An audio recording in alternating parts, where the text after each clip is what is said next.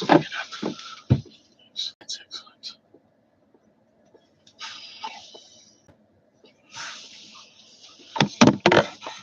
Good morning.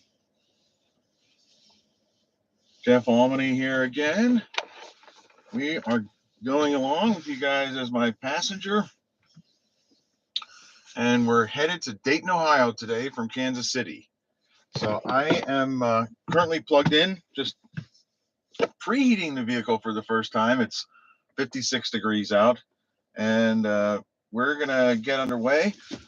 Want to see if I can say hello to you guys? Yeah. Okay. All right. I'll be right back.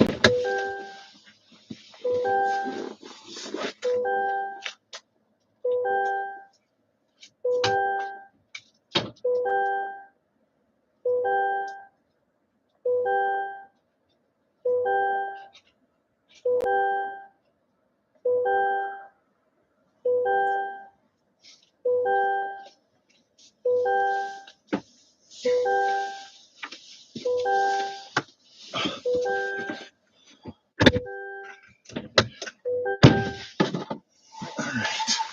Definitely using some power for heating and get underway here. I didn't really get as ready as I should have.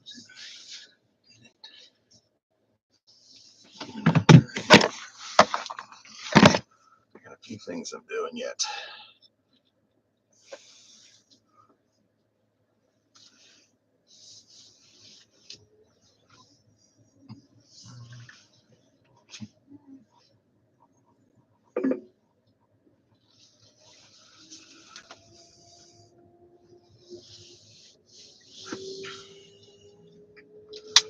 All right, so we're heading to our first charging station. There's potentially 3 charging stops here today. It's a pretty big trip. I'm just going with my first charging stop as my first destination, but you can see it's 253 miles away. I am fully charged. Got a spectacular overnight charge at the hotel last night. Take the next right onto Marion Park Drive, then use the right lane to turn right onto Bannister Road. Use the right lane to turn right onto Bannister Road, County Highway 8S, then turn right onto the I-435 North ramp. Right, of course, everything is going well here.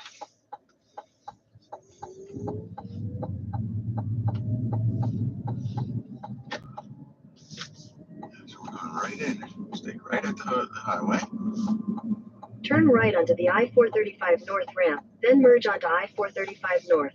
Have a nice yield instead of light. And we're on our way.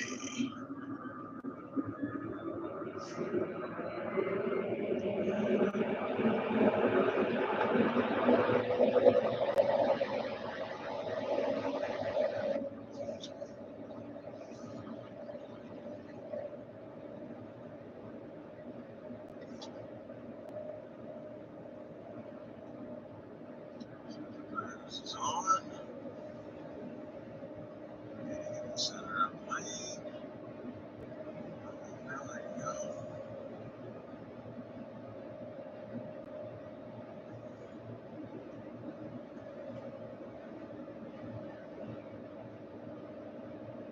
Right. We got a nice view of the infrared projectors there this morning.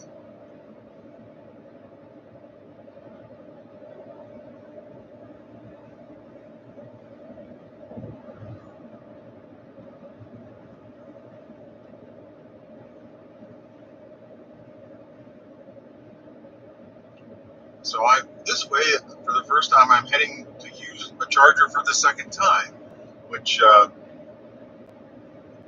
charger worked really well. So I'm actually anxious to see it charge it at, a pretty low state charge. We're going to use,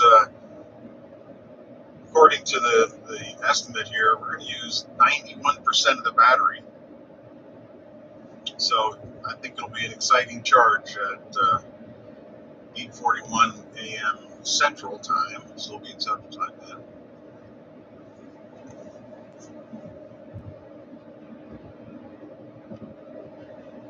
I'm going to do a quick Audio check.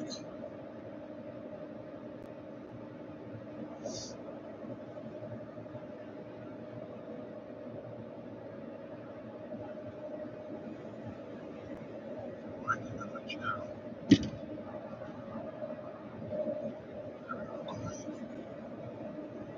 Alright. There's the audio check. Alright. There's the audio check. Alright. Looks good. Alright. And we're on boot. I think that would be called.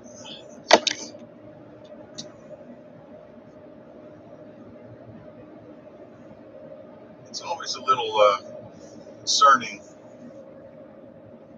when you're driving here.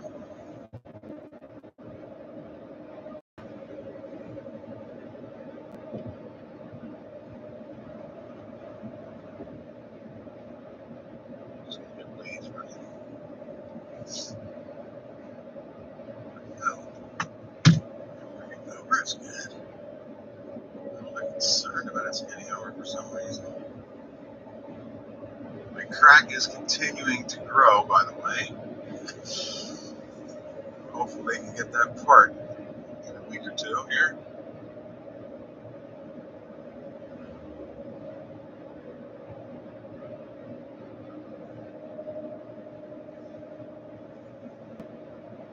See Kansas City off in the distance.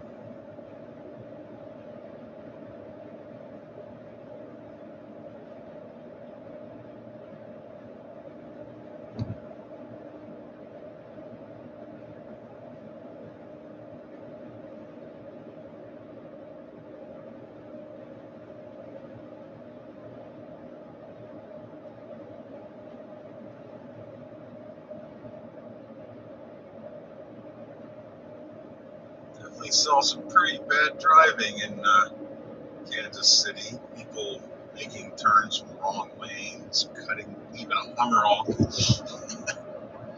Luckily, there was no carnage.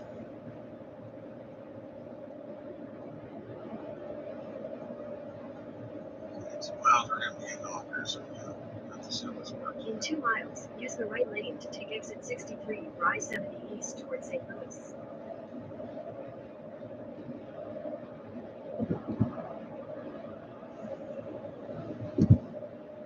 It's stuck in over here.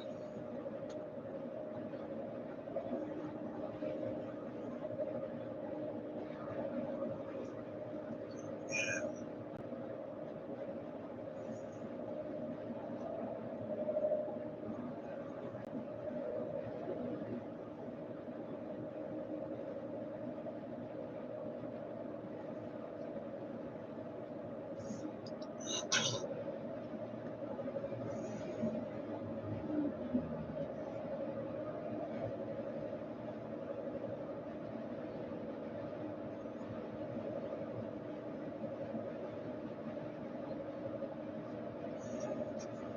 My grade meter back here.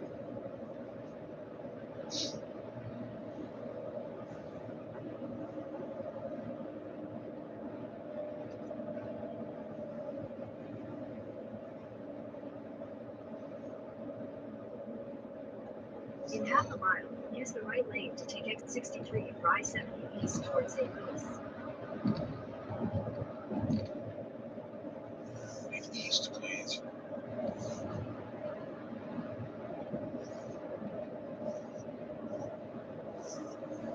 Use the right lane to take exit 63, then keep right at the fork.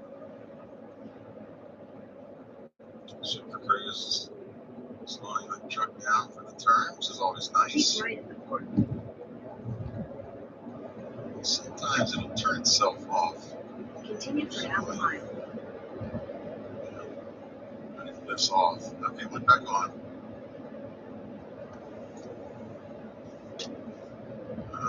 Some ground effects here. Follow signs for I-70 East St. Louis.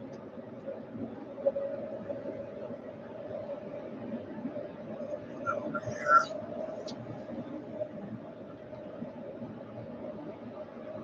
Keep left. Looping around. Continue on I-70 East for 106 miles. I'm only going to go 106.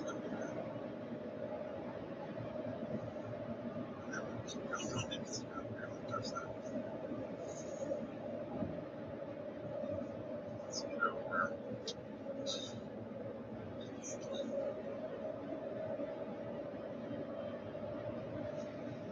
Alright, so cruise back in control there. Now along for the ride, we're supervising, of course. Certainly a little concerned about any animals on the road today.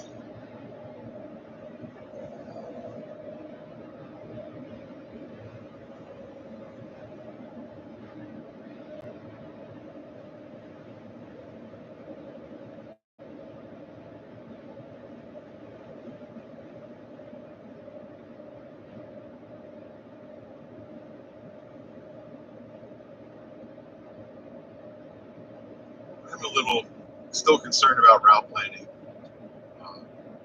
Mostly because you can't depend on charging operations to work correctly. And what I mean is the stuff that goes on really annoys me when,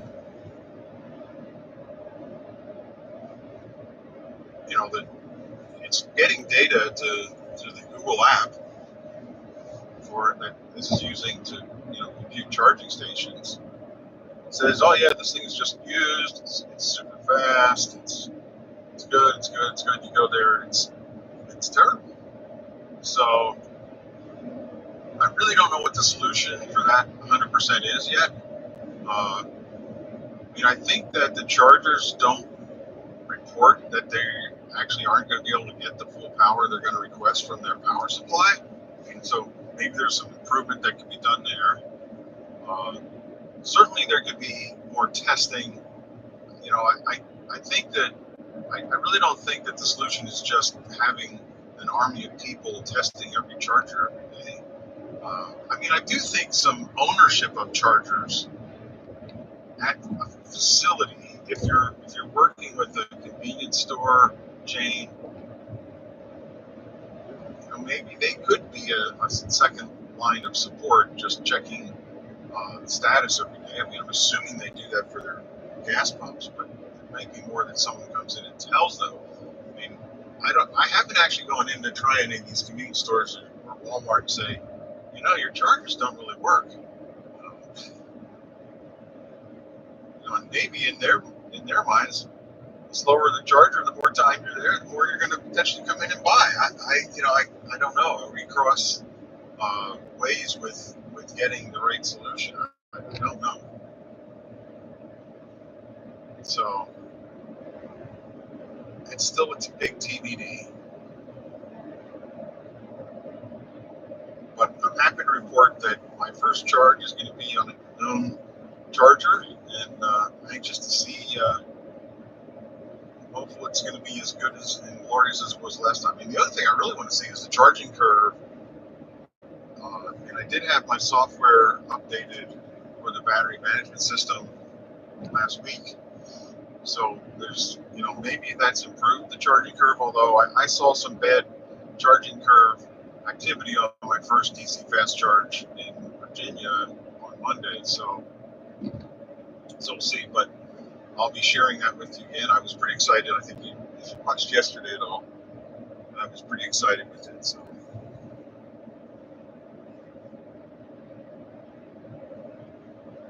interesting blue lights in the background here.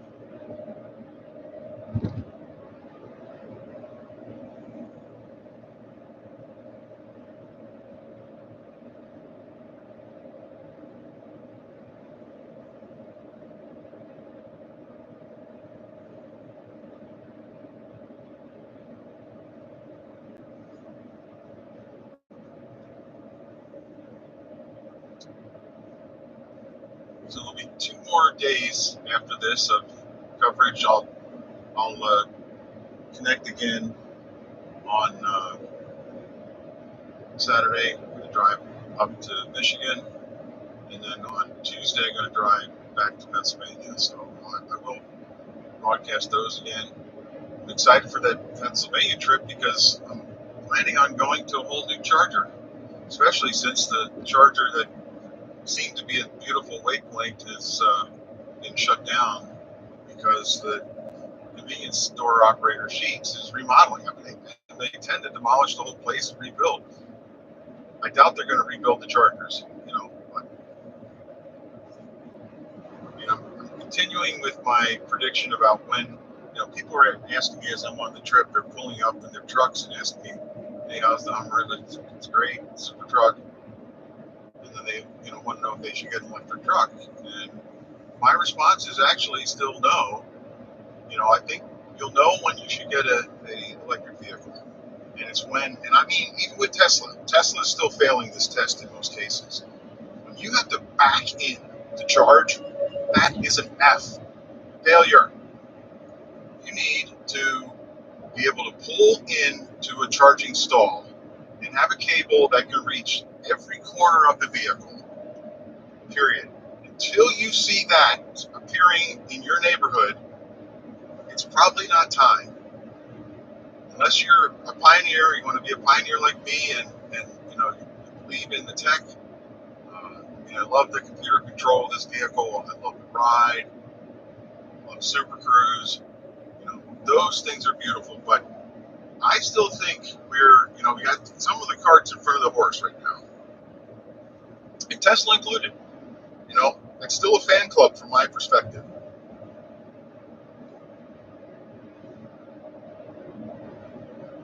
If you use an electric car that you're going to have as a second car and use it in your neighborhood, your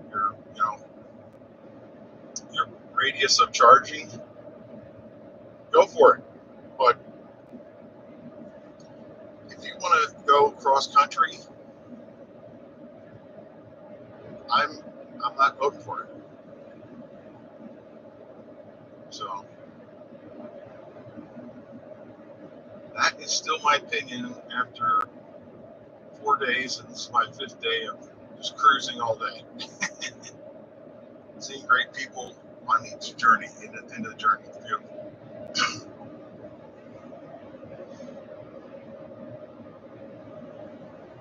So, no, this is not my only vehicle.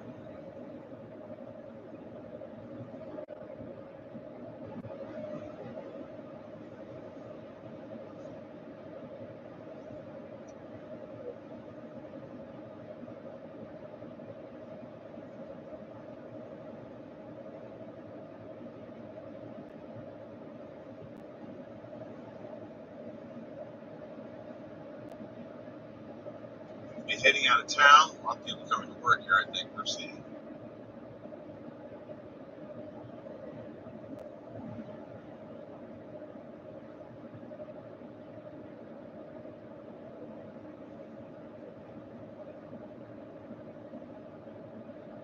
I am planning on charging on the Electrify America station in Illinois. ClutchAir says that it does work, so I've got my fingers crossed. I have not charged that one. There is a fast charger very close to my hotel in Dayton, and Dayton Hotel has 4 AC chargers, so hopefully I'll be able to get to 100%, and then I can drive all the way to Michigan without charging and just charge in my garage there. All right, so let's start looking at stats.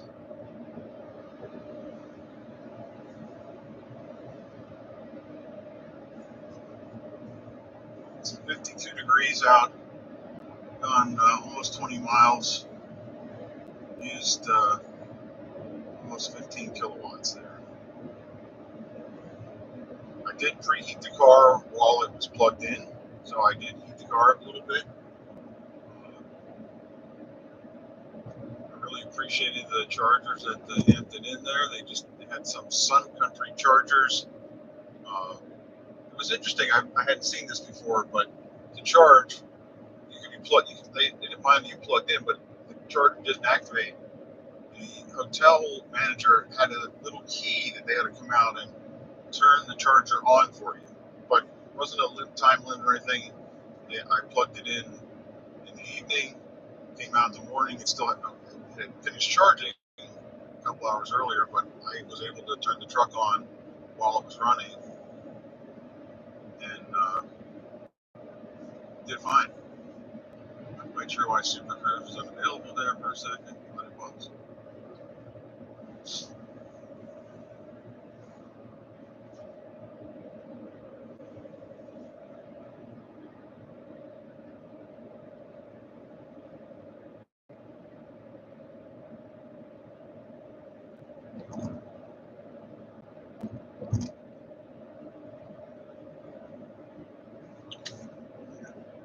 So if you're out there, say hello in the chat.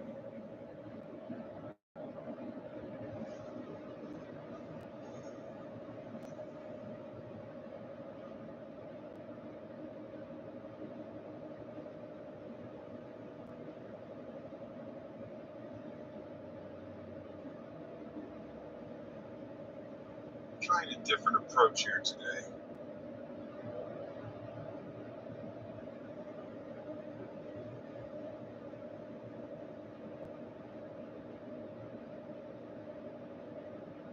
I'm not using the magic box so I can project YouTube. I just have the YouTube feed on one of my phones sitting here in the wireless charging cradle.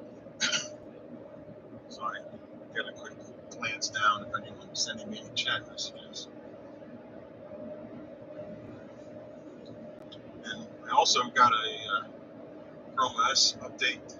I'm sure it was more for security than anything, but I do believe they do send crashes in, so who knows, maybe someone figured out why my Chromebook is crashing broadcasting.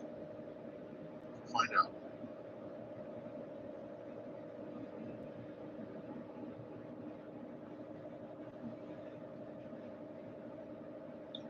And let's begin the road work. After a mere 23 miles at our first road work.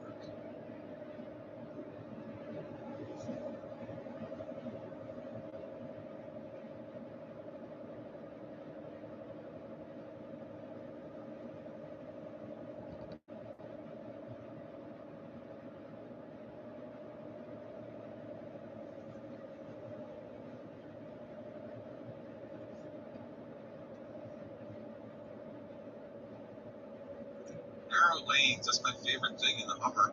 The Hummer does not like narrow lanes. It's not that it doesn't like it, it's just it's a big machine.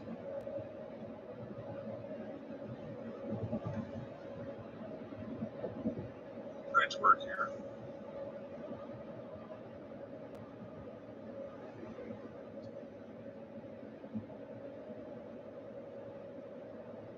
Interesting, it never turned off on the green light and left the geofence, I think, there. And rather,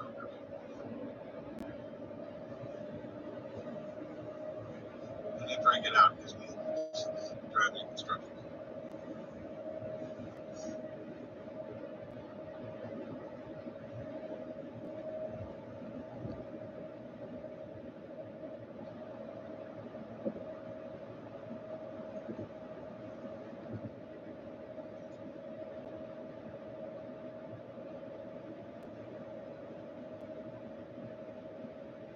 And I am pretty pleased with being able to shop for hotels that have chargers, but I have to tell you, you need the hotel telling you to have a charger is not necessarily what you need to know. That's my impression. I mean, the problem is hotels say they have a charger, and they do, but it'll be a very low power charger. So I want overpowered top off overnight. So what I tend to do is look on PlugShare and look at the ratings, and mostly the test users are quite good at reporting how many kilowatts they were receiving from the charger. So then I can see if they have a high power Tesla charger, and I will use that. So got an adapter for that. Sports the maximum for this truck is 48 amps. I have a 48 amp connector.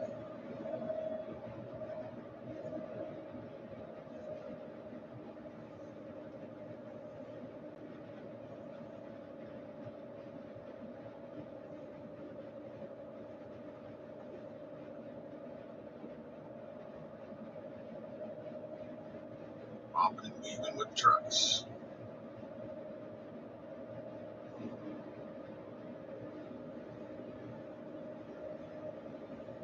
It's down at 46 out there. I wonder if that's why the estimate went down to 8% on arrival.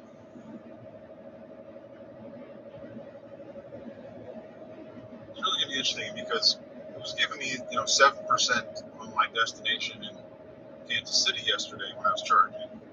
And I arrived with, I think it was 13 or 14%, maybe 15%. So it seems like there's a lot of bias toward trying to keep people charging. It's not all bad.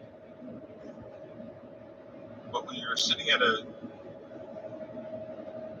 very slow charger, you just want to get enough to make it to the next real charger, working charger, well working charger, to say, don't do that to me, right? Walmart with no chargers there.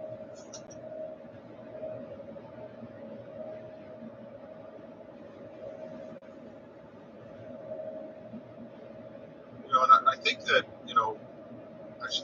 while I'm, pretty adamant that the current installation of chargers I need to back into, pull into, control into, and, the cables don't reach very far, and I really think that there's work to do that. I still do appreciate the work that was done to, pioneer the first DC fast chargers appearing. I think it's been nice, but I think that there needs to be some sort of American testing laboratory approach to put the handle in, take it out, put it in, take it out, put it in. Make sure that it's got a duty cycle that you're expecting, and make sure that you've got a plan to service the parts based on that duty cycle. That's what's got to be done.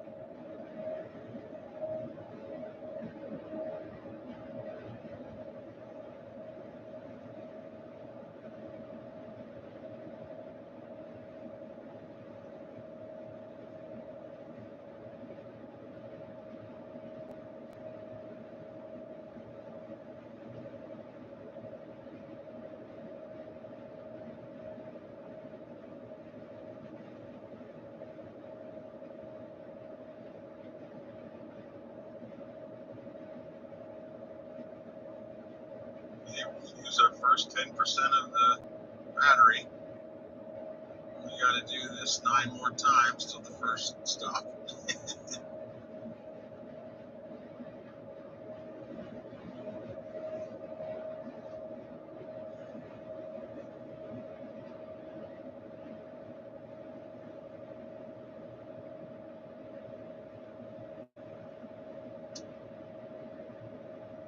It's also interesting, there was a Kia parked beside of my truck when I was leaving. They hadn't plugged in. Maybe they plugged in, it didn't work, and they didn't bother to talk to the front desk. I don't know.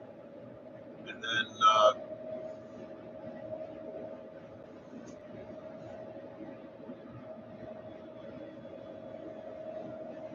I noticed that it was unlocked. All the doors were open. It's pretty obvious when his doors are unlocked. I didn't go in it, but all the handles are popped up. So I'm pretty sure that was some sort of a rental or something. It looked like.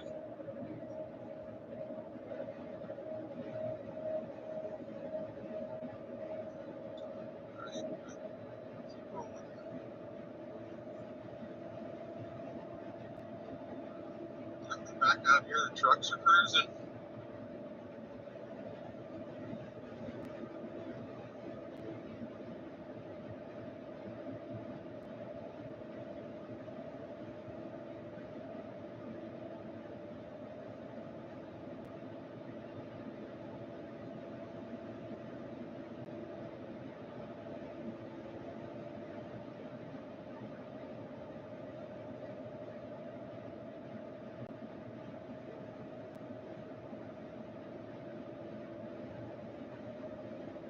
got some manure being spread right now. Sorry. Hopefully you aren't thinking that's what I'm spreading.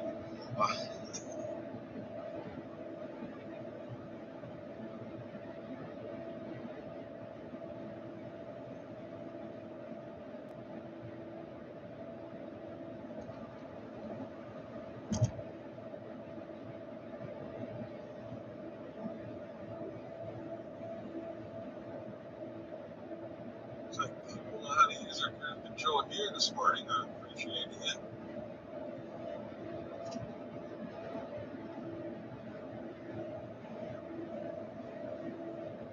Definitely some interesting rolling hills here.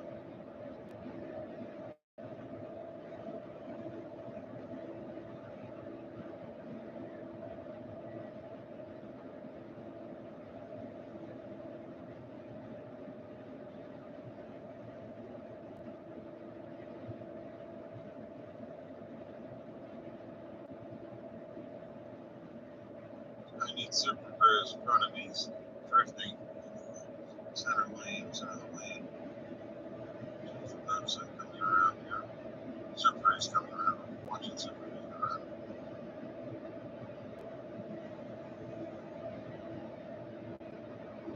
He graces me and super cruise deals with it.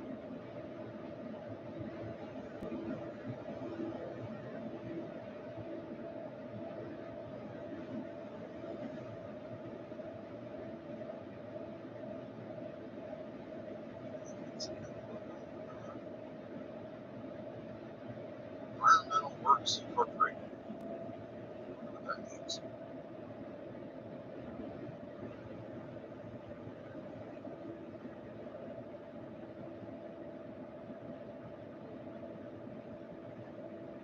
Now the estimate has gone down to 7%, by the way. It's probably because I've got that metal here. It keeps dropping, I'll probably slow down a little.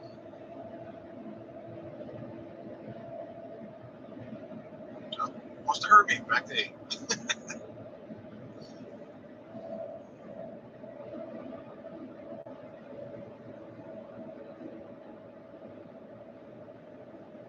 As I was arriving in Kansas City yesterday, I was being a little conservative. I just wanted to be sure. I was always going to least the speed limit, and then started ratcheting up the estimate as I got closer. And I started ratcheting up the speed to try and get it to go down. It didn't work though.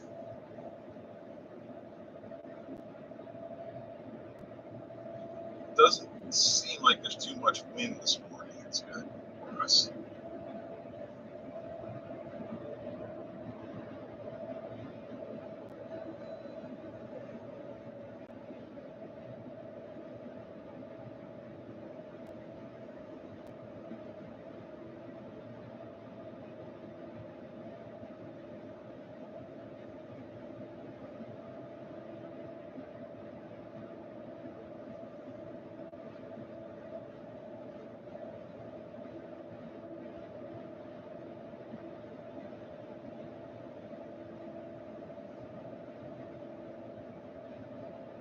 Hey, good morning. If you're out there, send a message in the chat.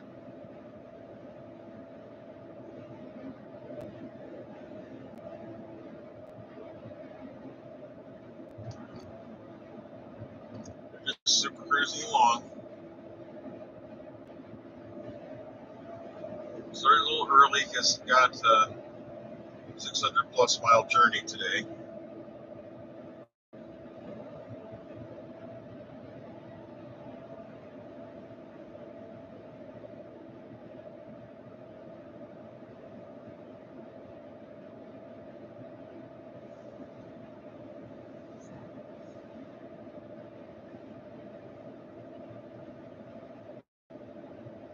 I see now I'm back up to 9.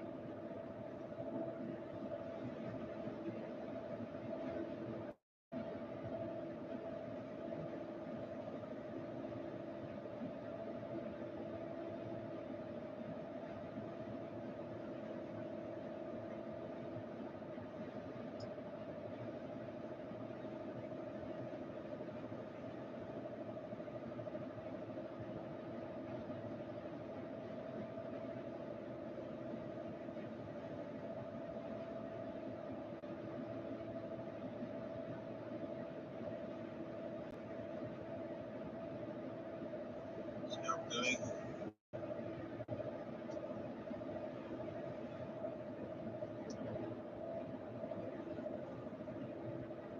Surprised didn't appreciate me checking the power status. So 40 miles, 30, 20, almost 30 kilowatts hours. Almost 30 kilowatt hours. So yeah, we're at 1.3 miles per kilowatt hour right now. 46 degrees out. Turn my temperature down.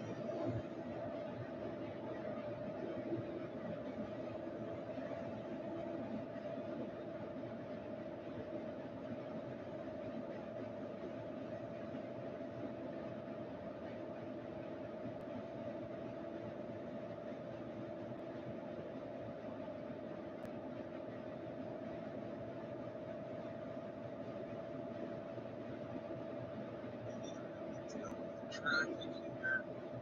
Let's see, 14 CP. See what Bruce does with it.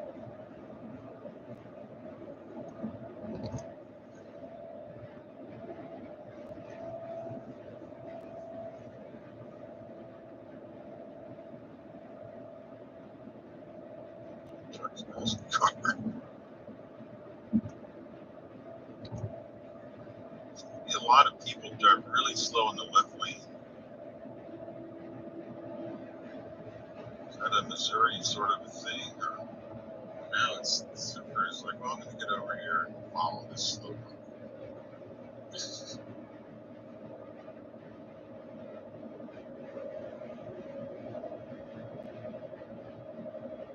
Come on.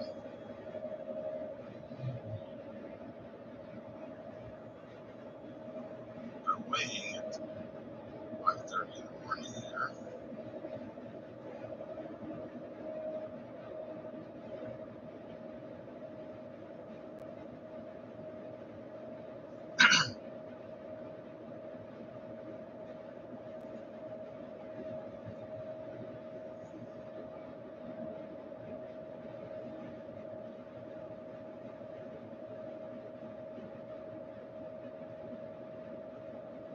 Right. I just got to move.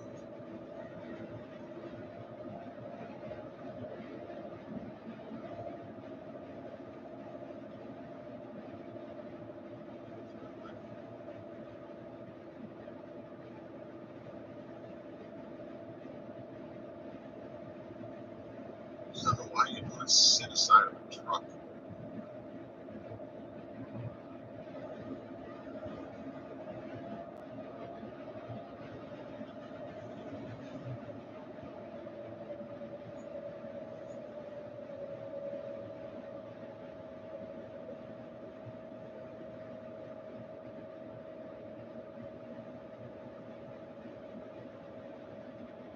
Yeah.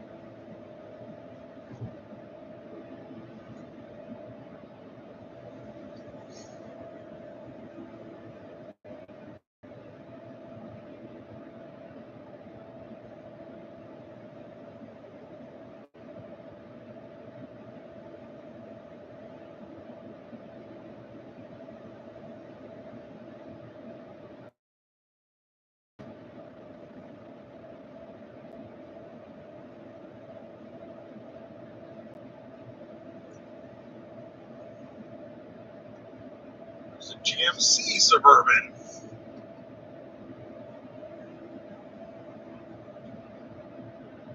I think it's kind of funny how I'm decided it starts to avoid kissing.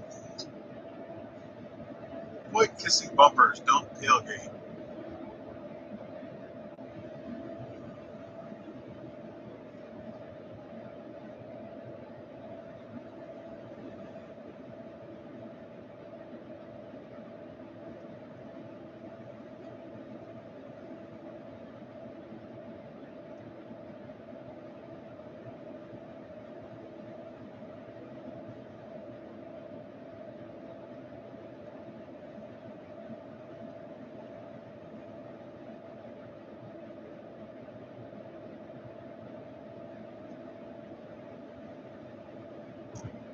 And some people were asking me about traveling with the webcam, and I think it's interesting. It's certainly more interesting when I have people join in and chat with me. But I'm thinking about things, sharing them with you. Hopefully, you're enjoying that.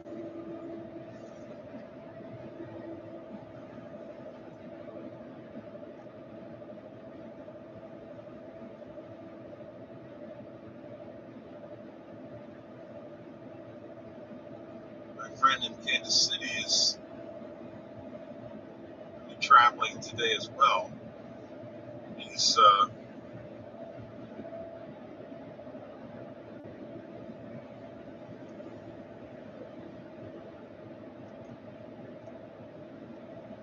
heading east in the same direction as me. Thinking he might actually catch up to me because I'll be charging on the other side of St. Louis. So the time it's going to take me to re-energize, he'll catch up to me and keep going. We'll see. Might call and see where he's at.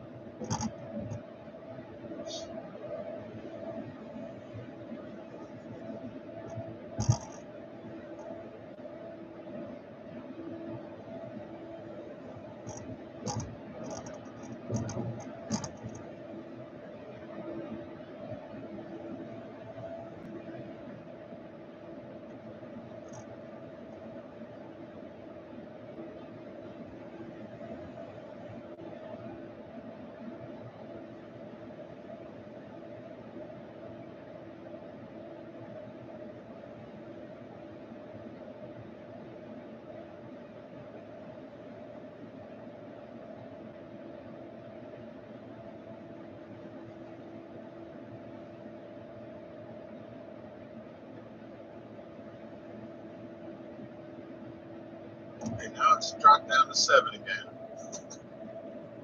Up to 9, down to 7. And I am doing the +8 right now. So I certainly have some wiggle room, but if it starts heading for 3, I'm going to take action. But make hay while the sun shines. Oh, wait a minute, that's not.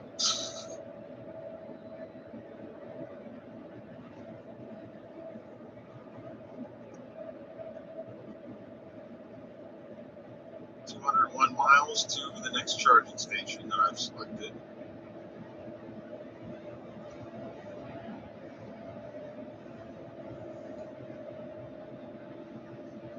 I couldn't get the internal system.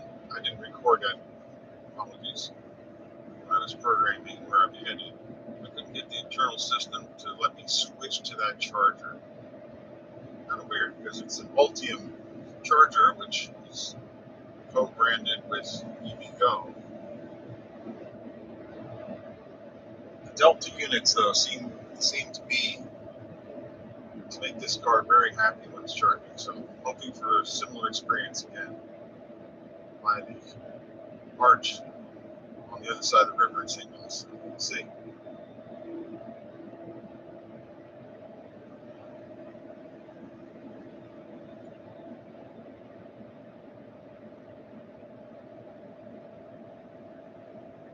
I can see the stars through the roof panel. See the moon up there. You know how to look at the moon while you're super cruising.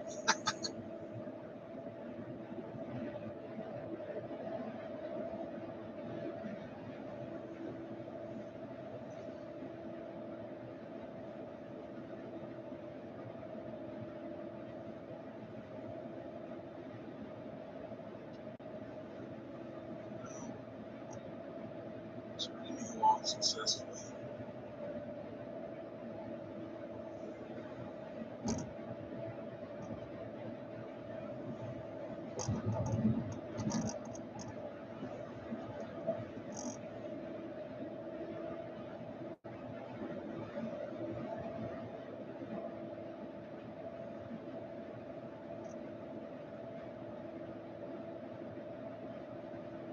Okay.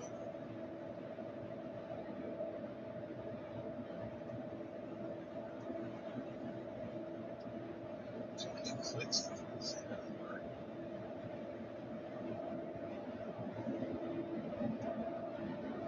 It's like some sort of small animals. I mean, could be armadillos too. I don't know. It's the armadillo. Roadkill is not happy to see.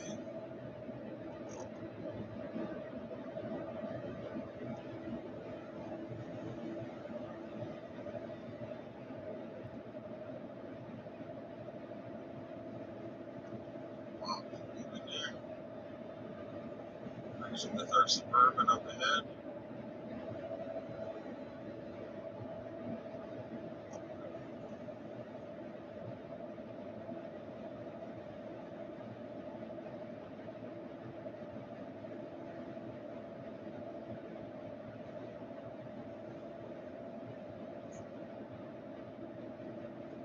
It's like a 2%, 1% grade there.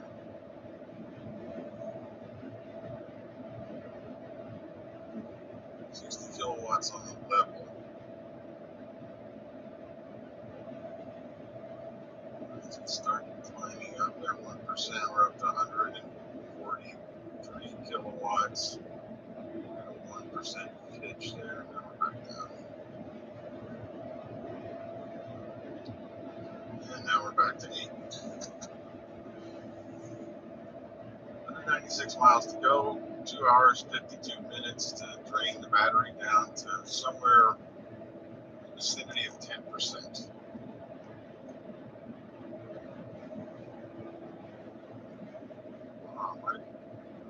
My Padres, I know the rest here.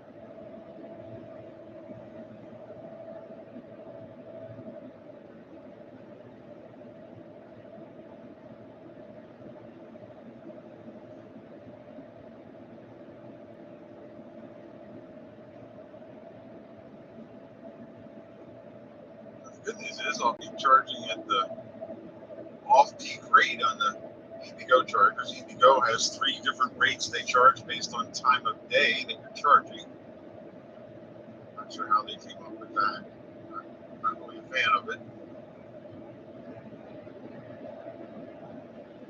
I mean, if it is when they're generating solar or they're getting a better deal with their power company, maybe I could see it. But I mean, it's not. I think it's like a 10% or 10-cent swing.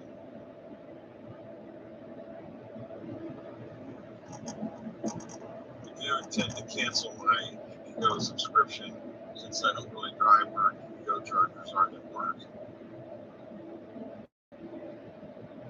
There are some, a few, that are apparently just not going to be fixed in Michigan where I live. But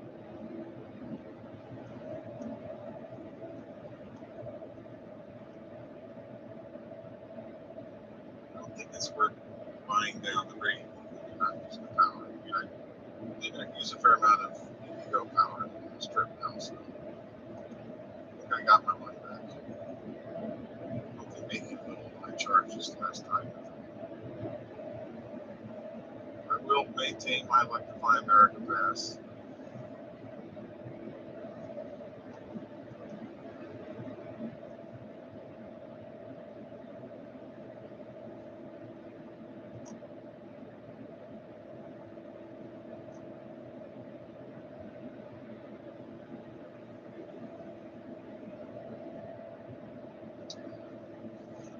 talk some more about charging. I mentioned that there's new chargers popping up on my route. There's a new charger on Route 80 in Pennsylvania that's not quite at the halfway point, but it might be at a point that I can make it with my battery and the charge point charger.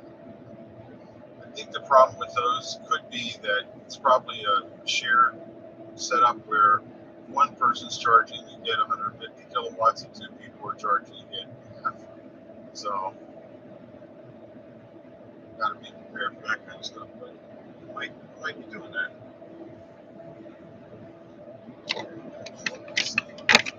I'm sure that's good too.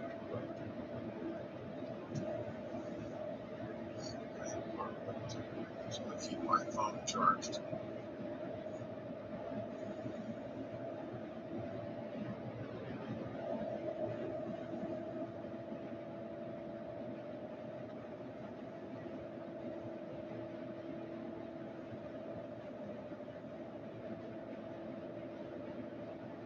It says sunrise is 7:18 a.m. So we got a ways to go there.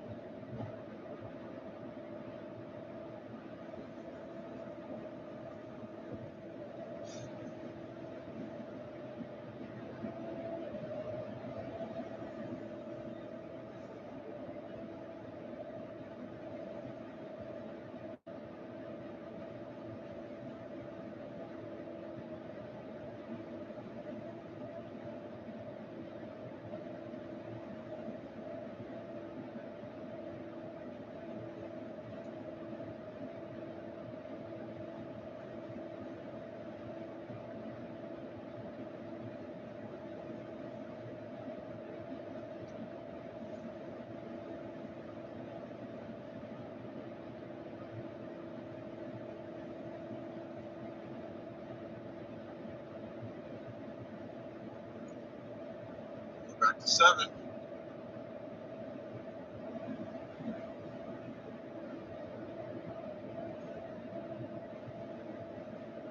Actually gone 64 miles.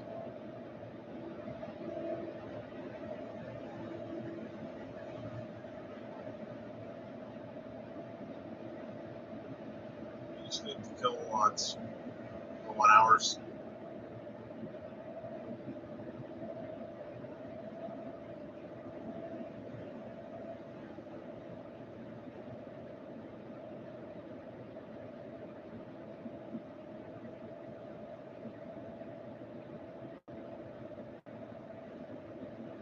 Down to 44 degrees now.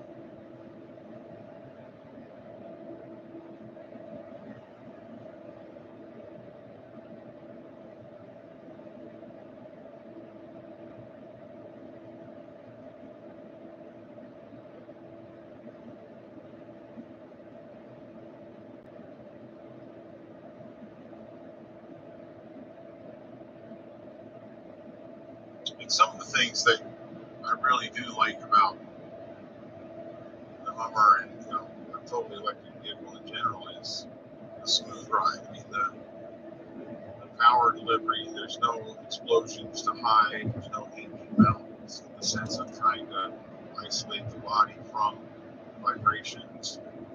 It's that part of the electric vehicle. I think that's the way it should be. Fuel cells could do a similar thing.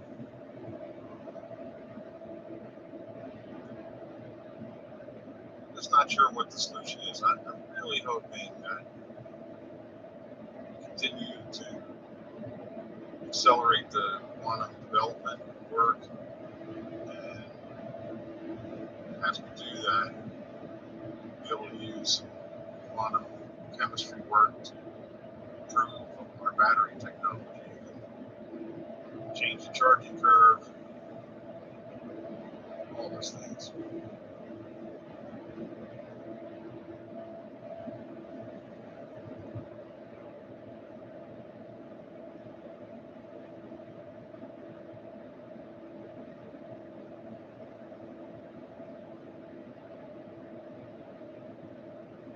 I do need to get a V2 reader so I can look at some of the statistics on the vehicles. I do think that would be fun.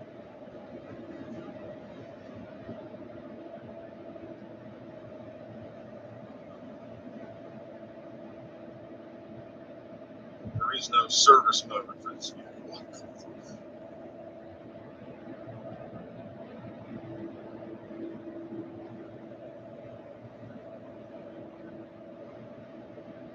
Hey, thanks for joining into the stream there. Say hello in the chat, the live chat.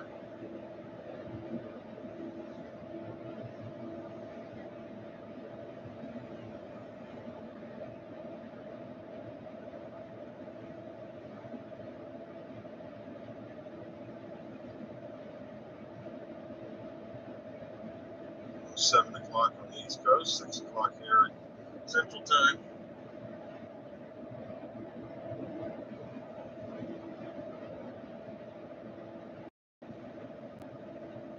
Just cruising to our first of probably three charging stops today, besides charging at the hotel, hopefully in the evening.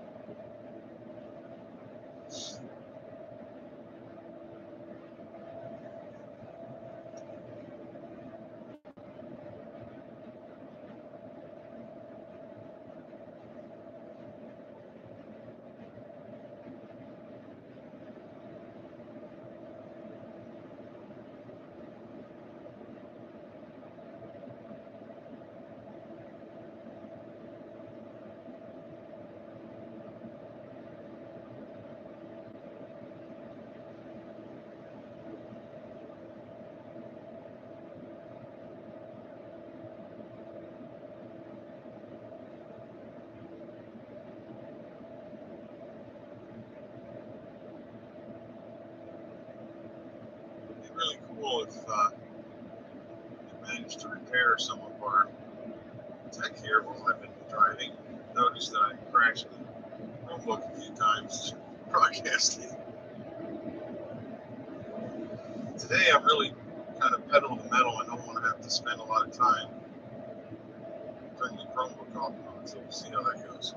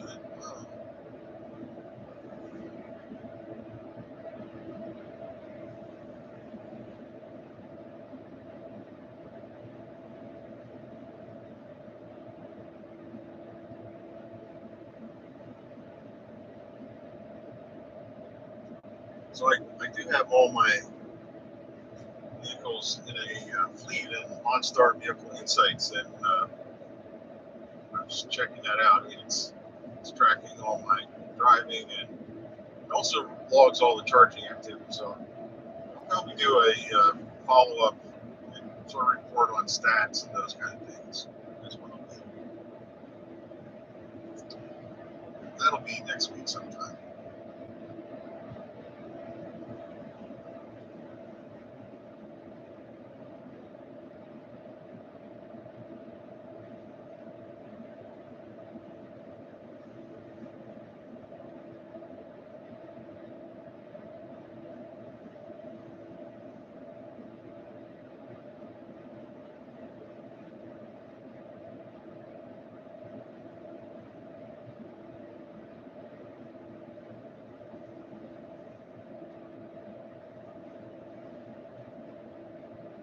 I've been trying to do a fair amount of broadcasting today. I think I'm driving until 6 p.m.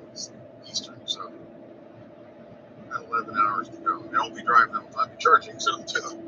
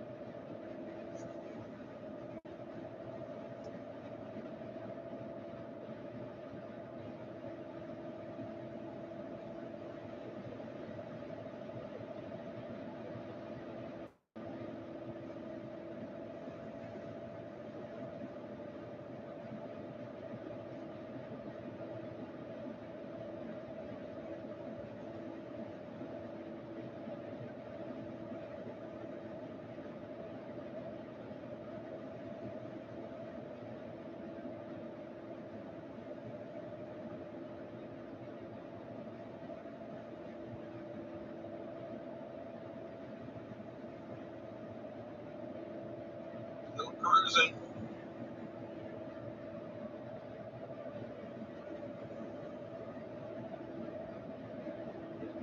Some of the signs are kind of appealing.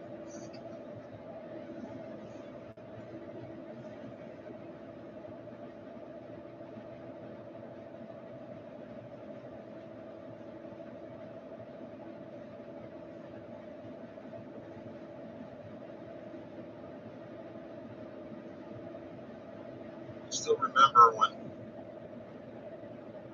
my Super Cruise development friends took me out in a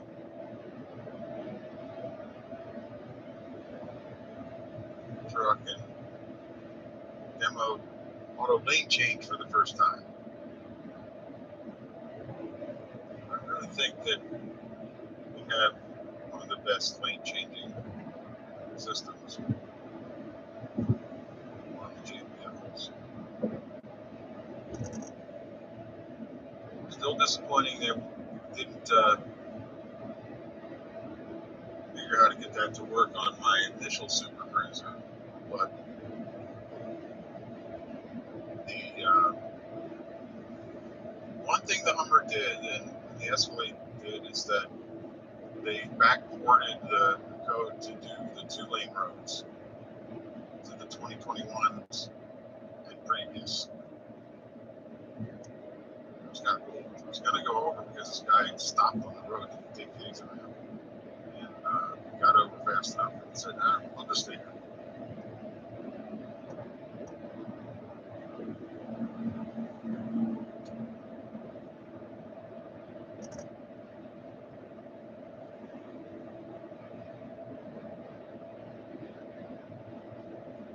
So we got 175 miles to go now until the first charging stop. Looks like we're about 71% state of charge, estimated range of 237 miles. It's 46 degrees out. Used 61.5 kilowatts to go 79.2 miles this morning. Used a half kilowatt hour to maintain the cabin temperature. I did preheat while I was plugged in this morning.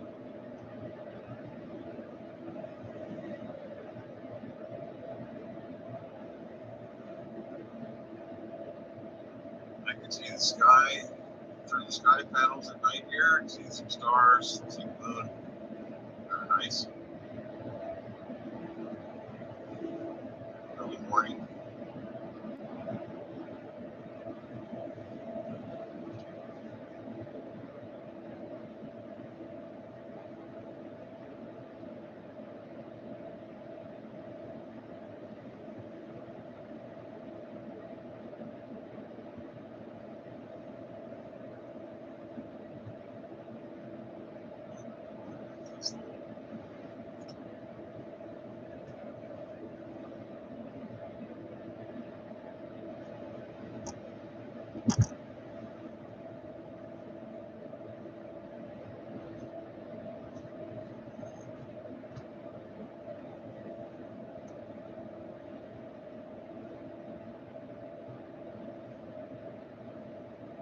Beasts. Not cooperating. I think it might be because I'm plugging into the car. Yeah, that looks like what it is.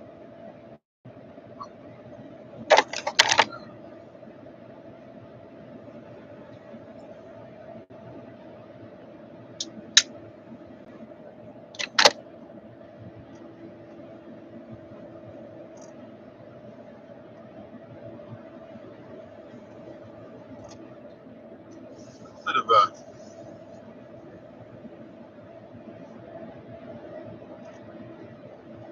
wind sound here.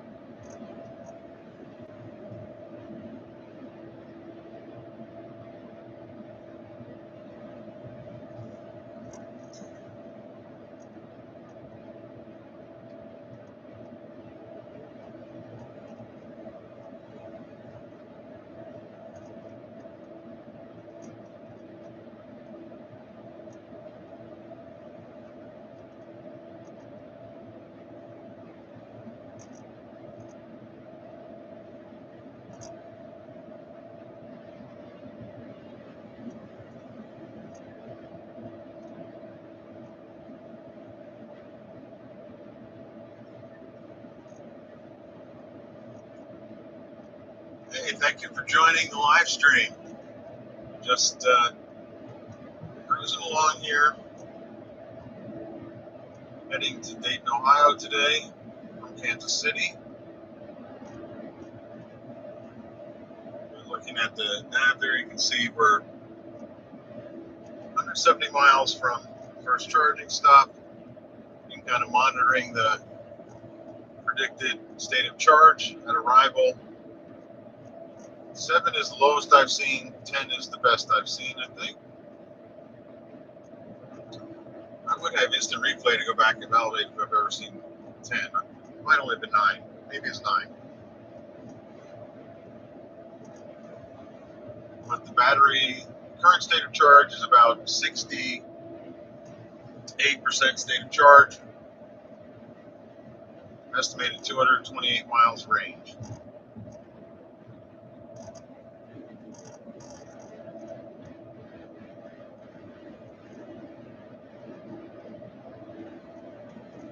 So going this direction, because I started in the morning with a full charge, I can get to a really good charger now. So I'll be avoiding the bad charger that I used. I mean, at least I got some power, I guess, while I was having a bite to eat. But yesterday, when I did record a video saying, "Don't charge here," it's fine for the volts because the station could only give 60 kilowatts, so a volt can only use 50 kilowatt power output. So there's a cannabis store that had a charger.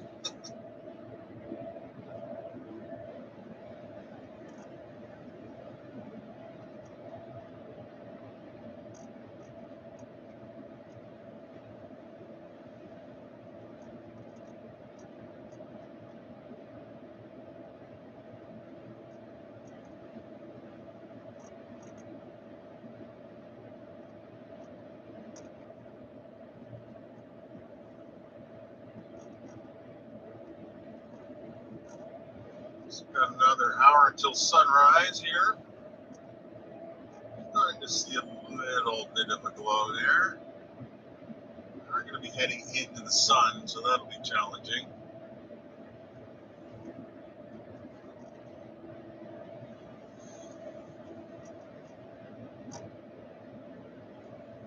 Noticed on my westerly drives in the mornings look pretty good on the camera. I'm worried it'll be bad here now today. We'll find out. I really haven't taken the time to get a mount for my iPhone, but I probably will do that before I take off on my last leg of this trip, so you guys can check out the iPhone doing live broadcasting.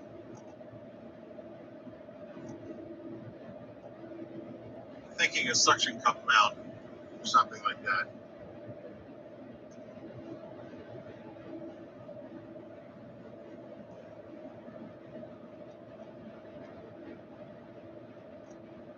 Super Cruise continuing to bob and weave.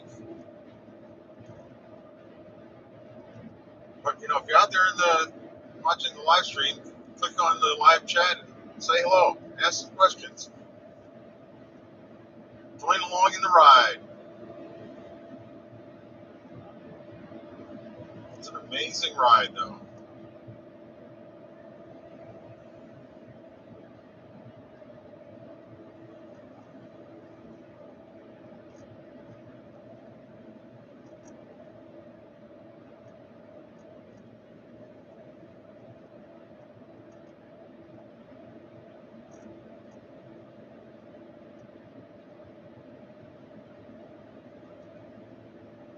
I do have a timer, I never use it though.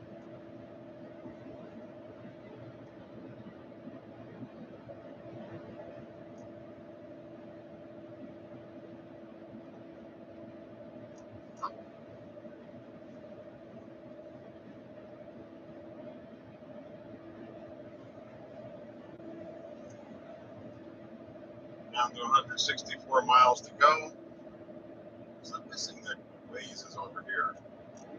Yeah, that's why I can't have what I want when I plug in. All right.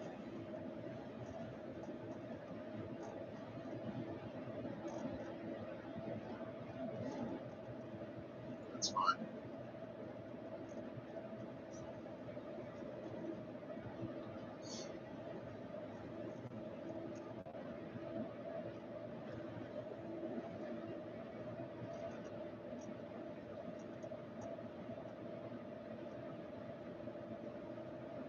Definitely getting a little glow on the horizon there.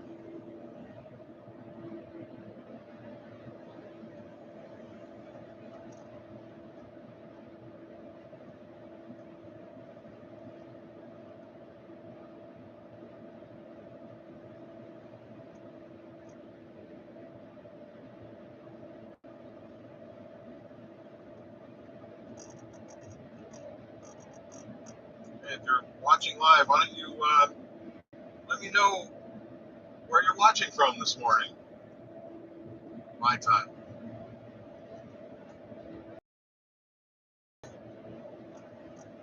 Just find the chat, not the comment section. I'm not really looking at comments. I'm looking for live chat.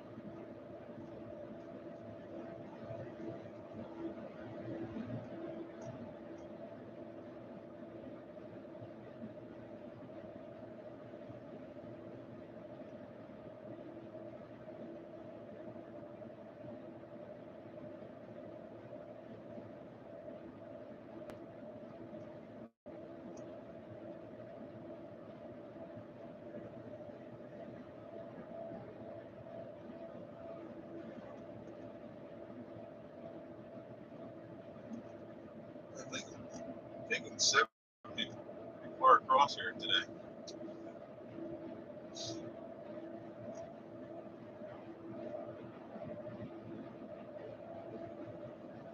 We're pitching down here. 2% pitch.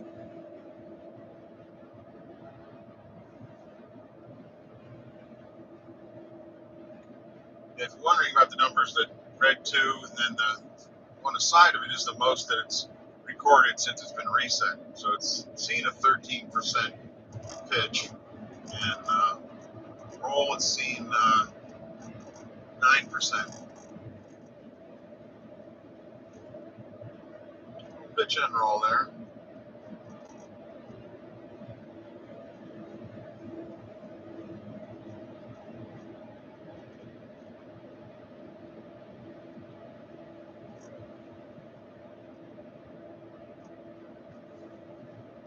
So,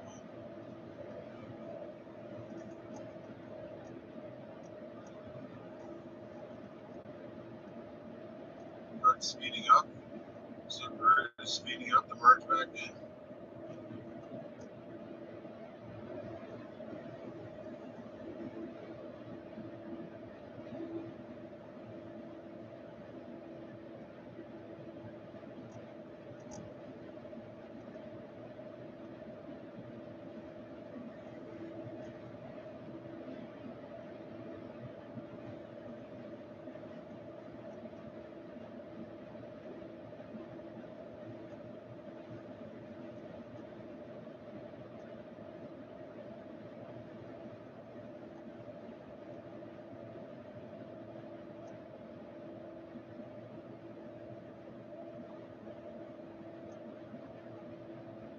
They've gone down another percent there just now. Now we're estimating a 6% charge, state of charge on arrival.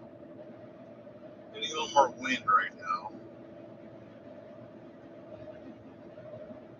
Still pushing it at +8 right now.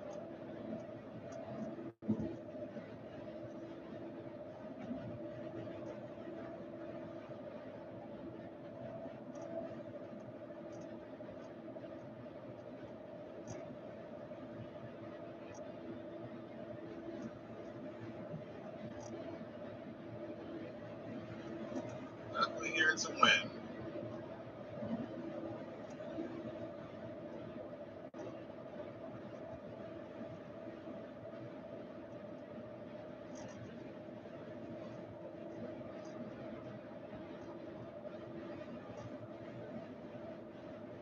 .46 degrees. Not using any heat right now, so. And now we're back to 7.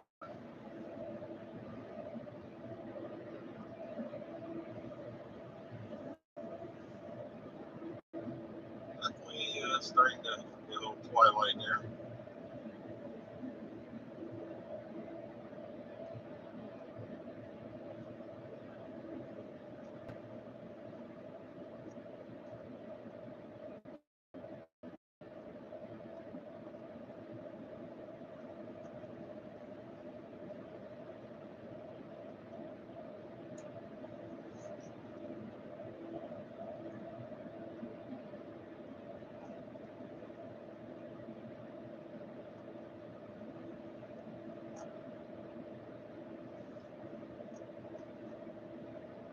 I couldn't hear what I was seeing on the side there.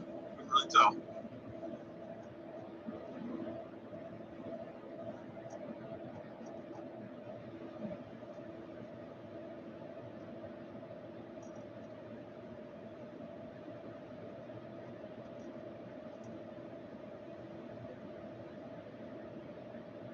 Back to 6. Definitely hearing the wind now. Pushing a lot of wind.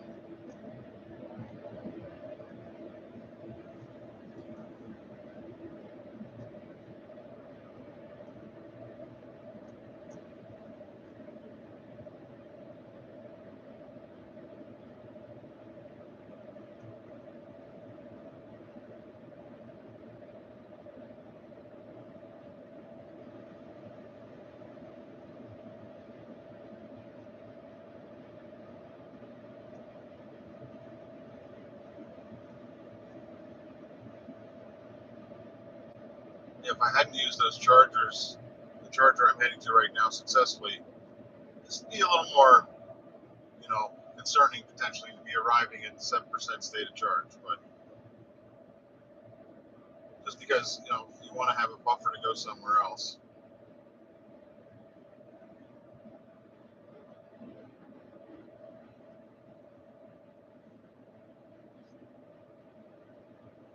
currently just crossing over 100 miles, used about 79 kilowatt hours of power.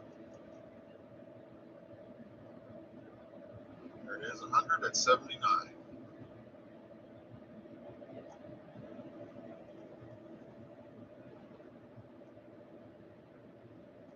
So we're 0.7 or 0.8 kilowatt hours per mile right now.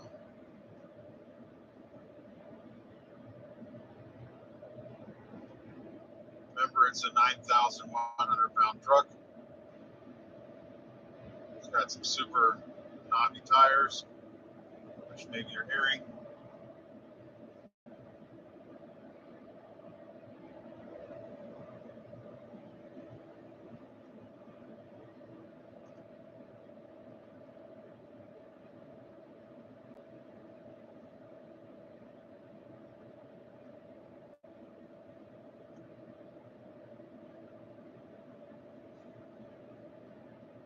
Back to 7. I did decrease to +7 just now, just to entertain myself.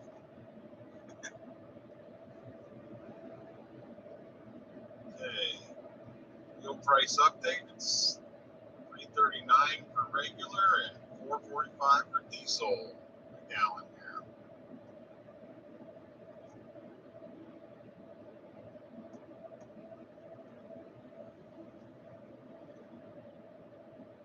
Still looking for that first chat interaction, guys. Let me know you're out there.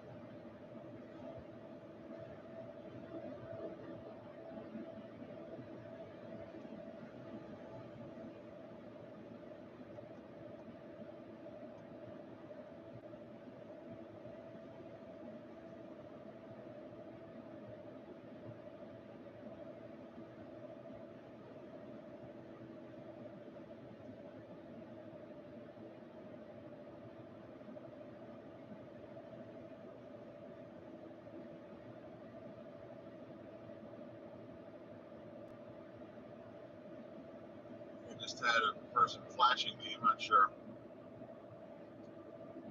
Notice people thinking that I have my high beams on when I don't. I have not chatted back.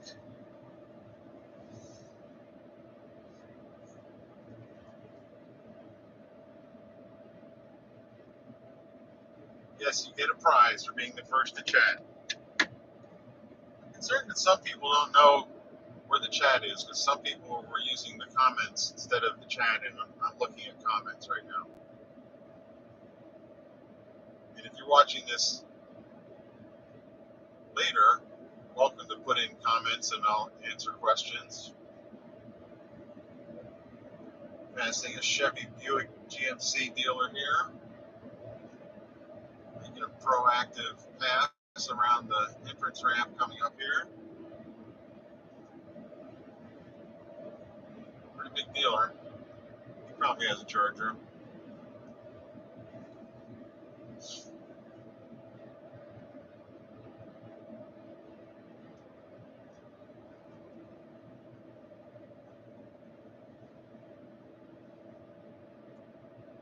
Rest area. Next one in 94 miles. Of course, it's pretty filled with trucks. 47 degrees out right now.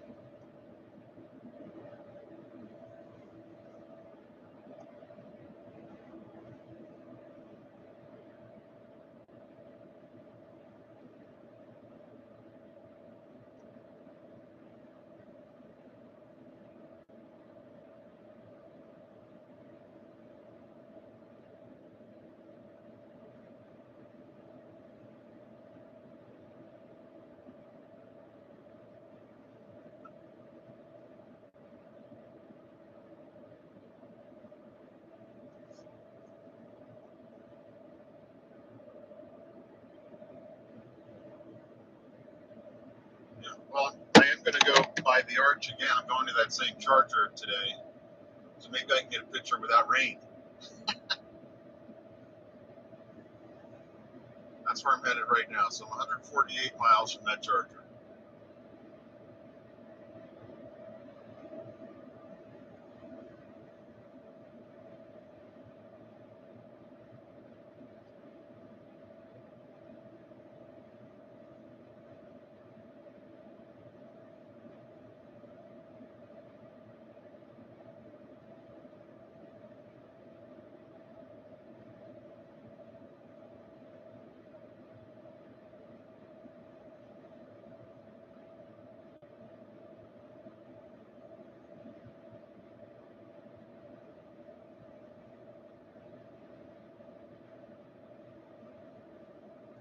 Definitely a little bit of wind here today.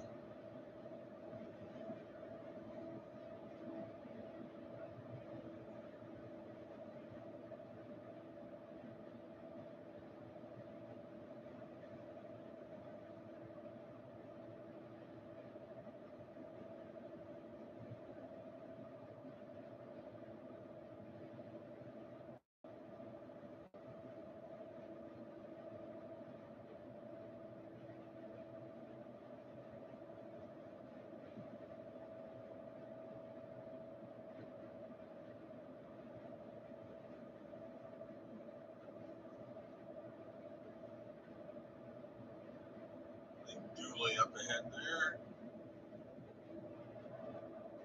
See if there's anyone that knows how to pass in this state again.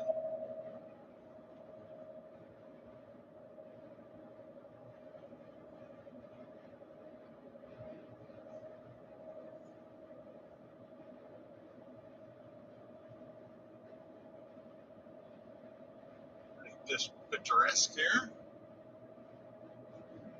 Concerned that the camera's going to get kind of washed out the second the sun comes up. So, I'll try the sunglasses again.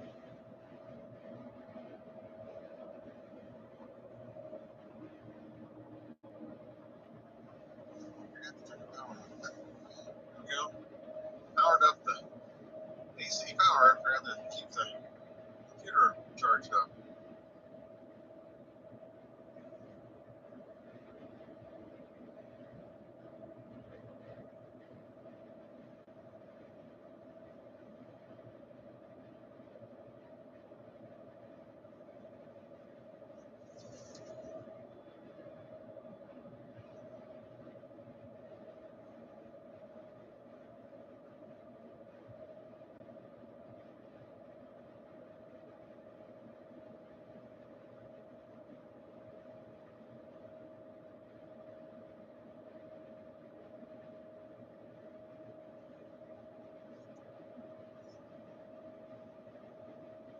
Looks like it's 6 miles. There's some sort of a split.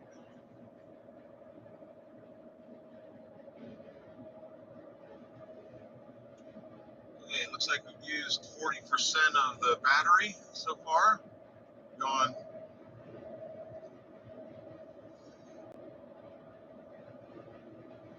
110 miles.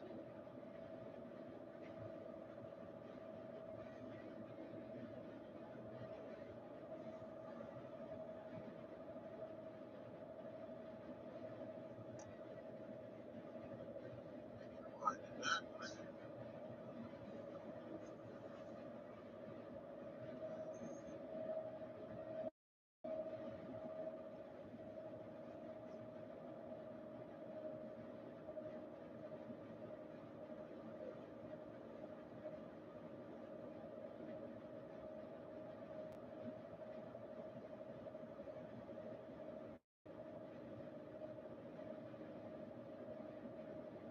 More carnage on the road there.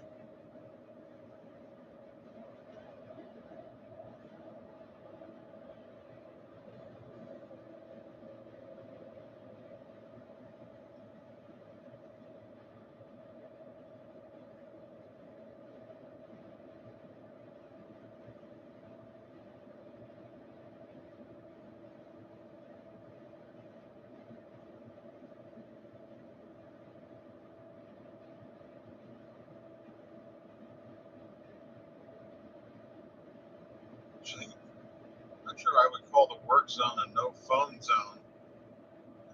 Sounds like there's a phone zone for driving. Oops, don't think so.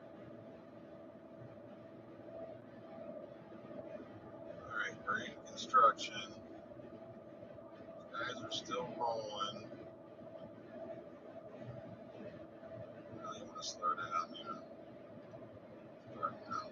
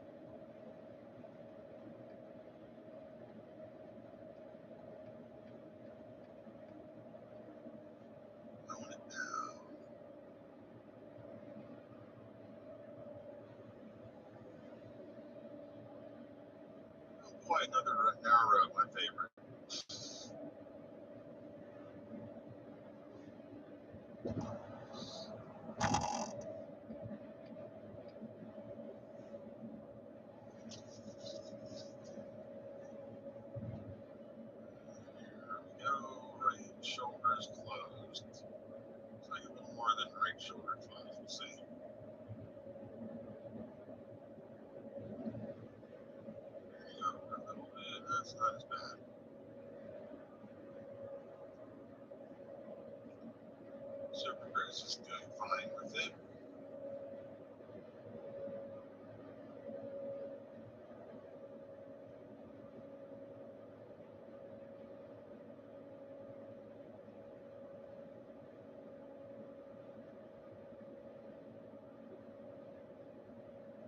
Let's get it over here.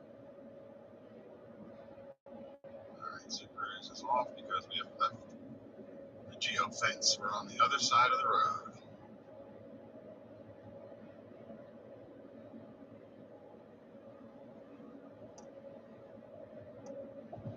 For how long this is going on.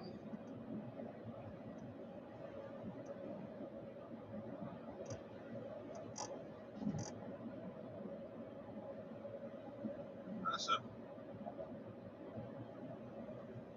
So there's lights up there.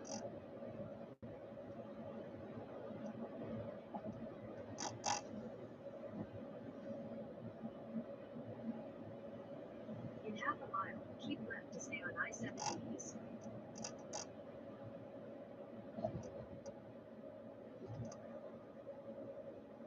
I don't think it's going to be too hard to stay on I-70 East. We'll see here in a second.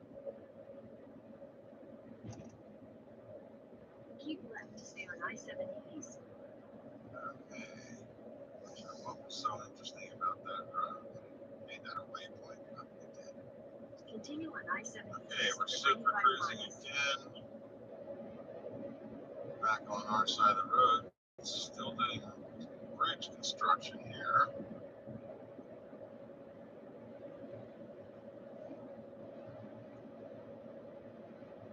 We're just about to come out of the zone.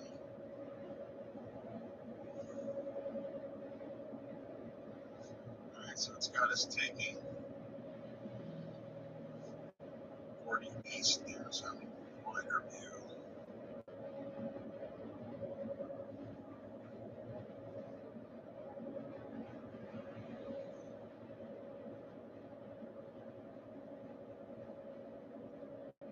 I'm going to take the 29-minute slower version. I am curious about what B is. Can't really tell. 2 hours and 2 minutes of super cruising on both of them. I'm just going to stay with that. Hey, good morning, viewers. Thank you for watching. Send me a message in the chat.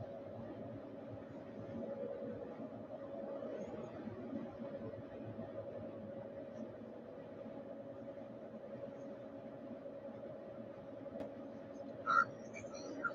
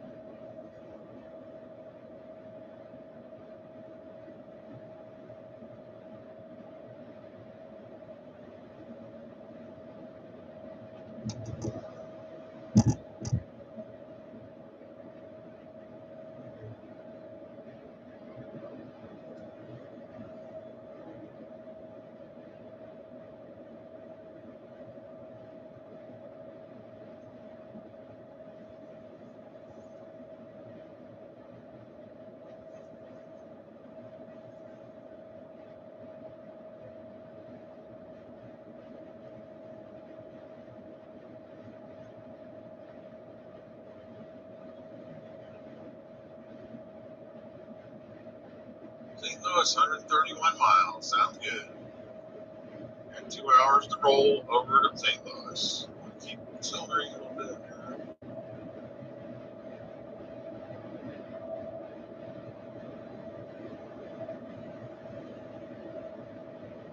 So looking at the battery here, we used about 40 by just staring at the battery. It's making Super Cruise unhappy. Used about 45% of the battery now. Got 180 mile estimated range. we're going to go 134 miles to the charger.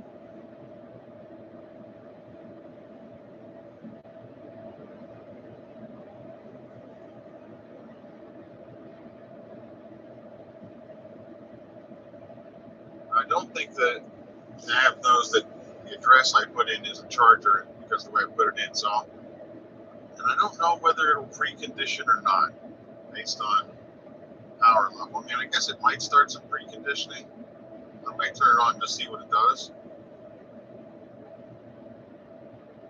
I am looking for the best and fastest charge I can get. And now the sun's coming up there, huh? It's always brighter on TV, though. It looks much brighter on the image there than it does in here.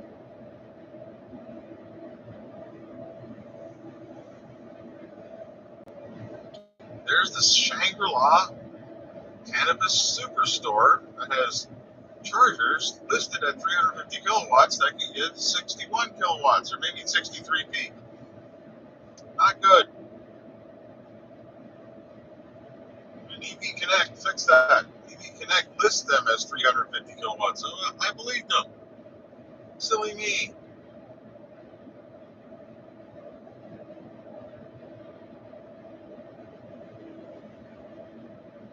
Big dualies. A lot of dually trucks around here.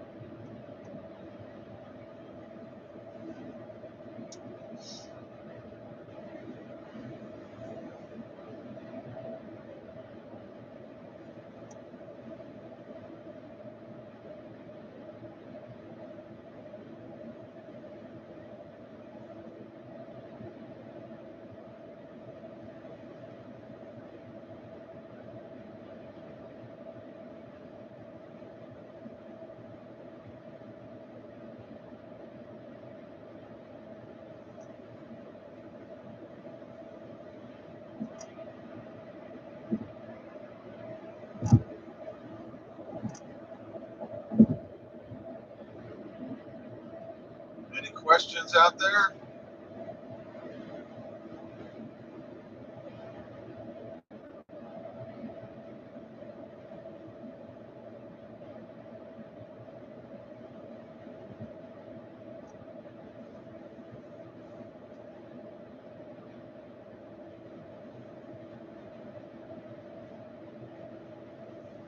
Yeah, I think that the charging plan that the car was coming up with had me charging here a little bit.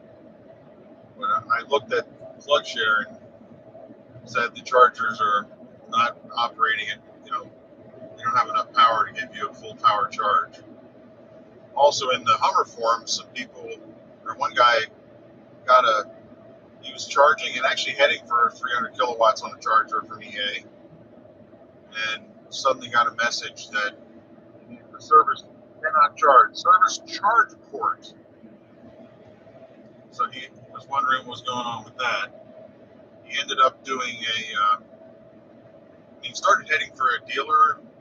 One of the fellow members out there in Hummer chat were talking about, but after 2 heat cycles disappeared and he's able to charge again. So I've seen a similar thing in the Hummer when you use the Tesla adapter.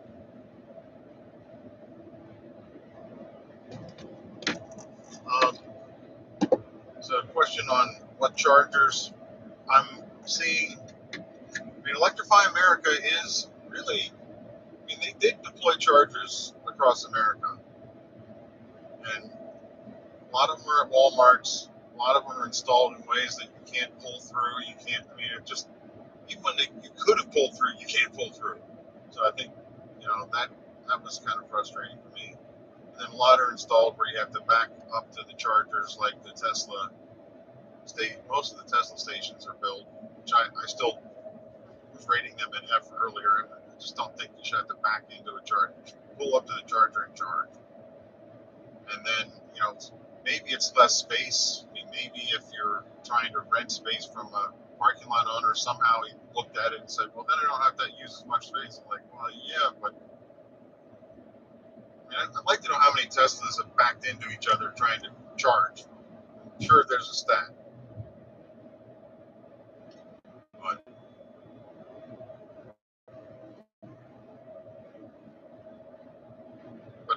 Connect I've used multiple times already here, and I've used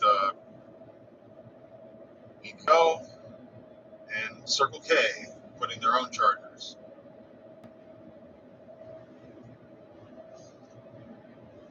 And I used the Circle K charger that I knew was only 180 kilowatts because it was saved me 31 miles round trip to the charger from heading down into North Carolina from Virginia. So I think it's Wyattville, I don't know.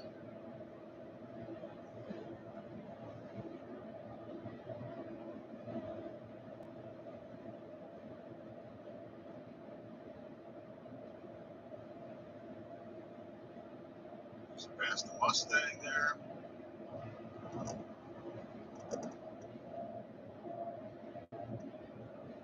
Big car dealers.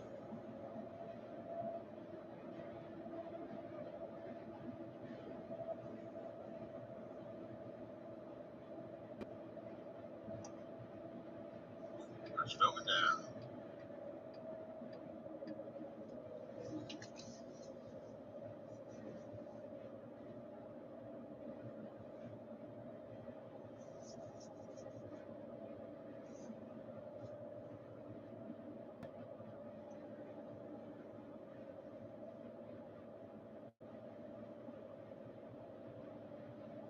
Actually, the second I slow down, I will arrive at 8% charge.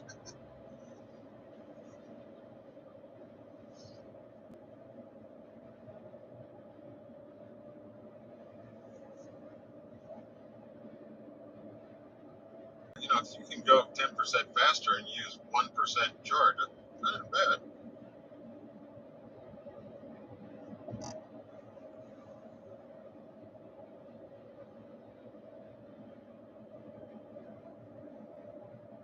Jefferson City.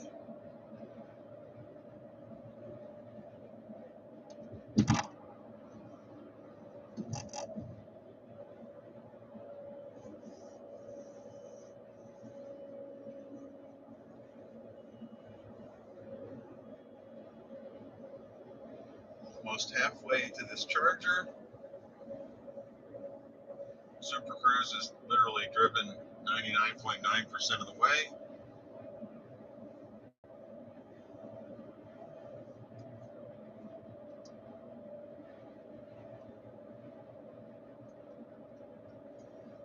Big Mama's Coffee.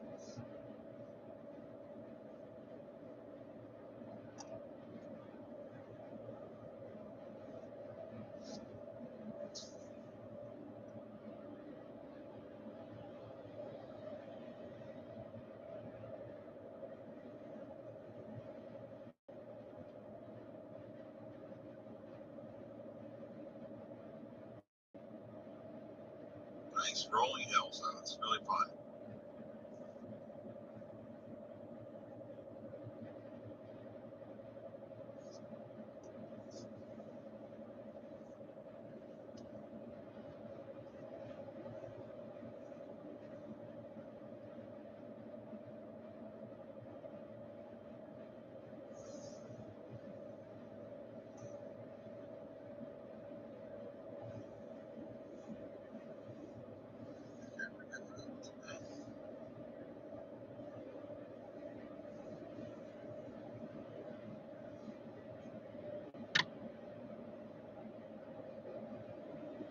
Ah, capital of Mississippi. That's not the. I'm not in Mississippi. Missouri.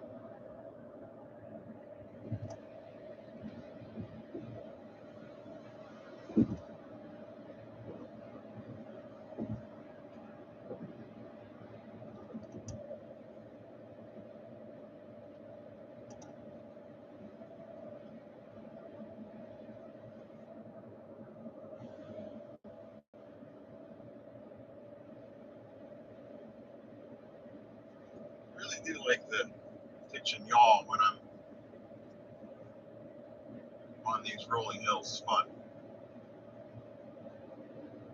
Pitch and roll. I don't have yaw.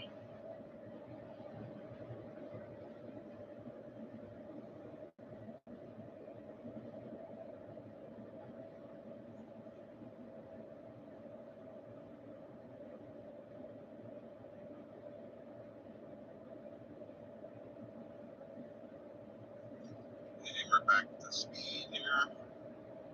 Let it roll. Some more power and make some more hay. The sun is shining.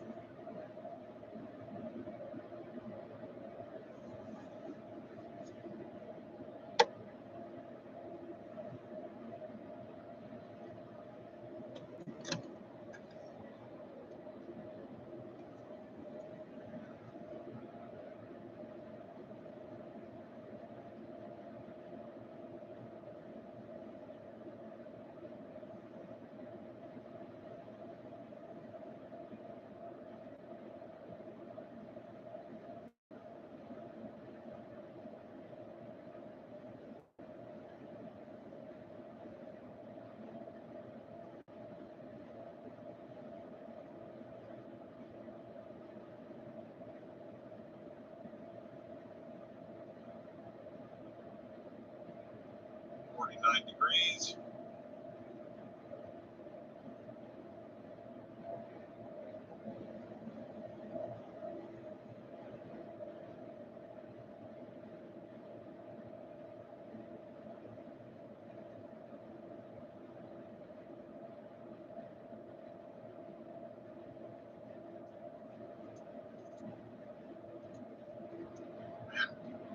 And pelted with bugs.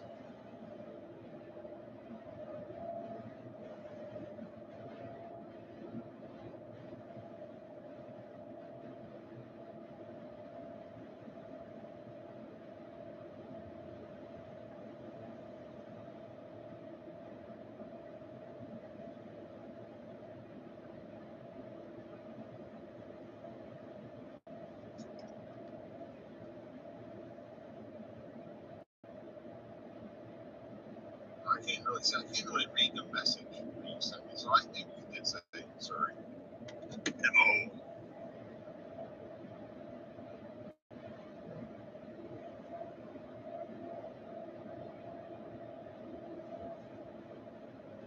My other approach for watching is better if I switch back to that. Maybe I should do that now. I can do that longer.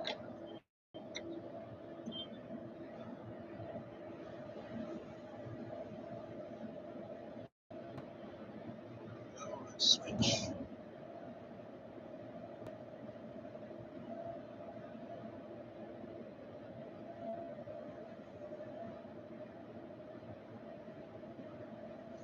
Let's look at it.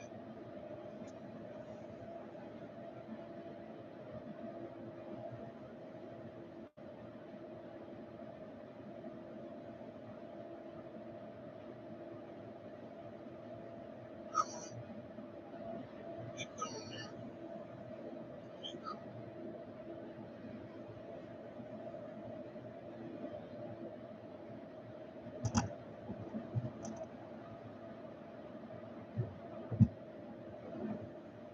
A little bumpy here.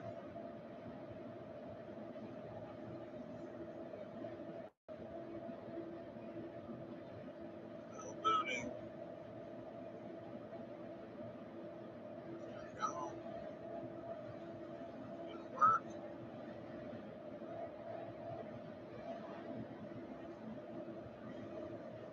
You gotta tell it to get on there.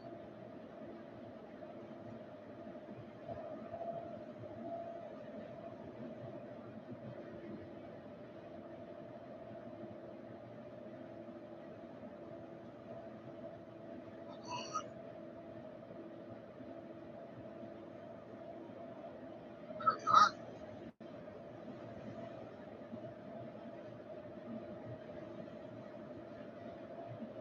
Up a little bit.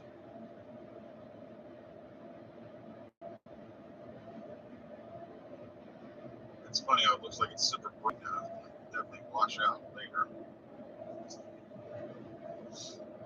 Come on.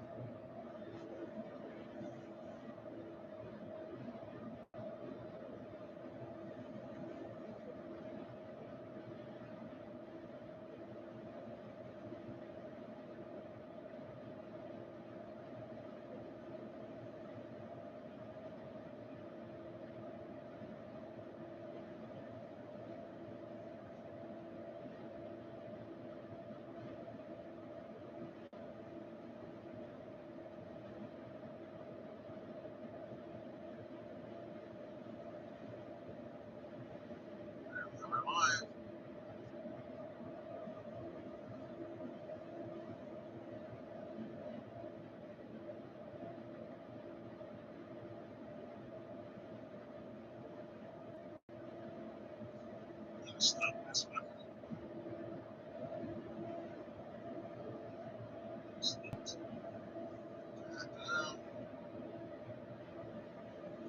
Thank you for the safe drive holes. All right, so Missouri, not Mississippi. Yeah, got it. You were right. Now I can read better.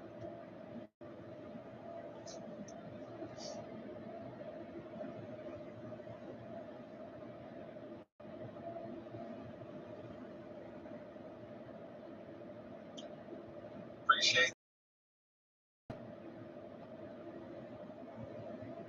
Got any questions out there?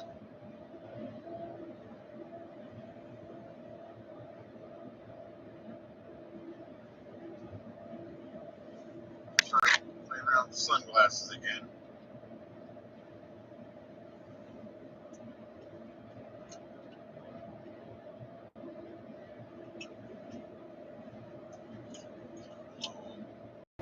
Yeah, that Super Cruise angry at me. I don't know what I was doing before, but it was like giving me instantly, you're stricken out of, locked out of Super Cruise lockout immediately.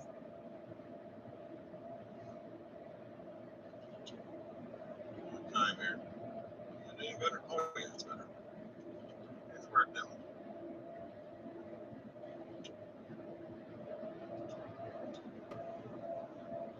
Just not one clock right now. I have to be away here. I gotta be.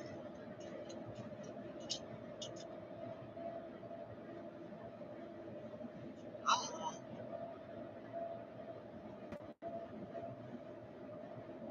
We got we're in the past now. I can certainly hold them on there. I seem to have gotten it in a way that I can't get this on here today.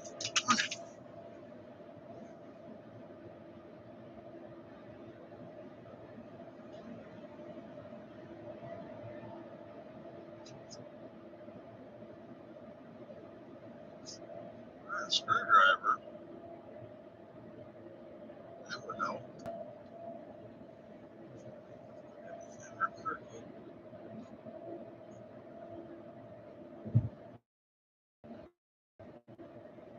What's that do? I think it's kind of weird. Okay. That.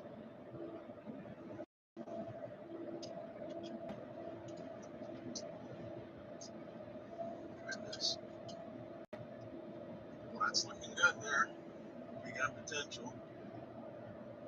One more time.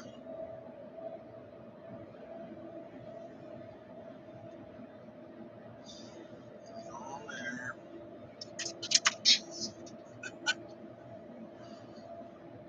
This is the entertain this people with the crazy sunglass hold.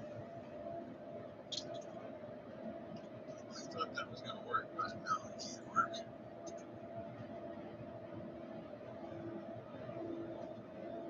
Or something like that.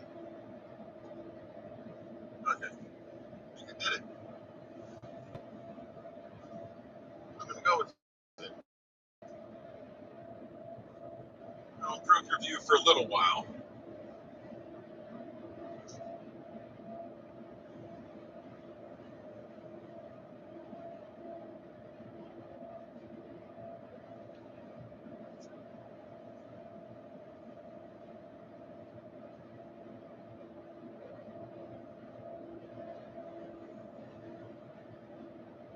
Got a racer coming up alongside here. Maybe you can push this guy out of my way.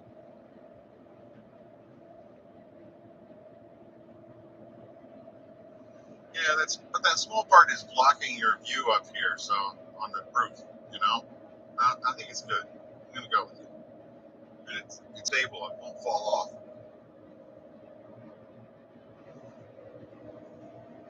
And the pusher is working.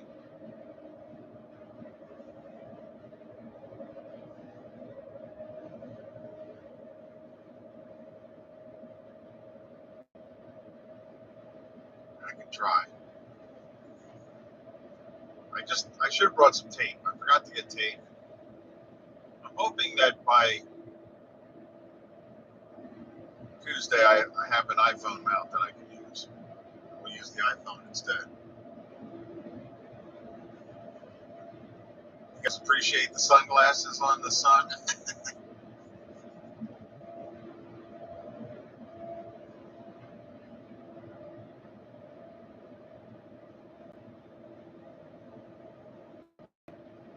Let's see how we're doing here.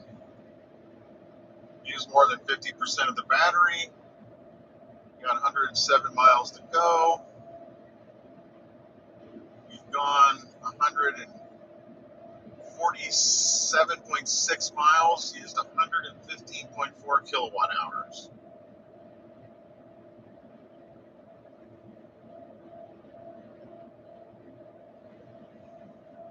Keep the chat coming.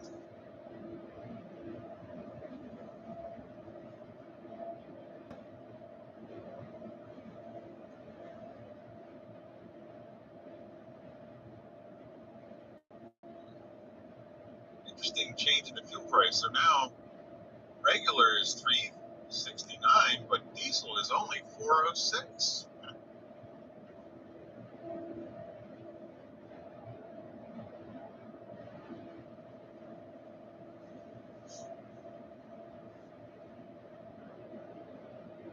Now the theory is that all these companies have stickers on their chargers that they're buying 100% renewable power, and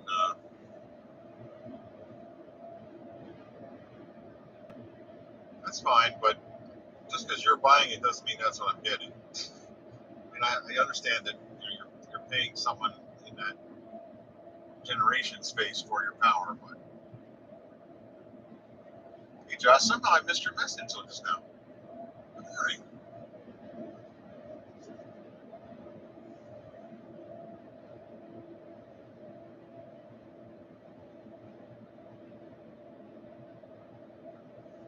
So the biggest distance actually is where we're headed right now. This is a pretty good swath here. So I've got another 104 miles to go, and I've gone 250. So we're going about 260 miles, and looks like the estimator is thinking we're going to arrive with 7% state of charge. Now the other reason that I'm willing to go there with a pretty low state of charge is that I charged on this charger yesterday and it was excellent. So I'm actually excited to see its charging curve again and see if I get a similar charge. And my wife pointed out that it's a picturesque location to charge. I mean, you're actually sitting across the river from the arch in St. Louis. It's kind of bizarre. Of course, it's DraftKings Casino. So yeah.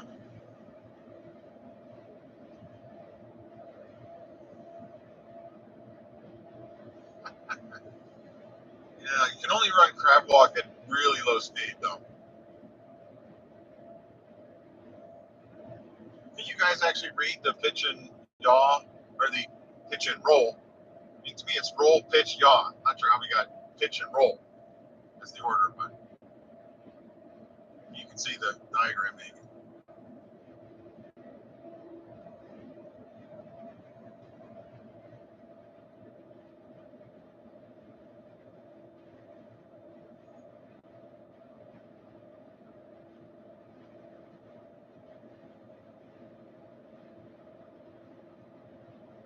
I did crab walk into a parking space when I was in Woodstock for dinner on Tuesday night, just to show off.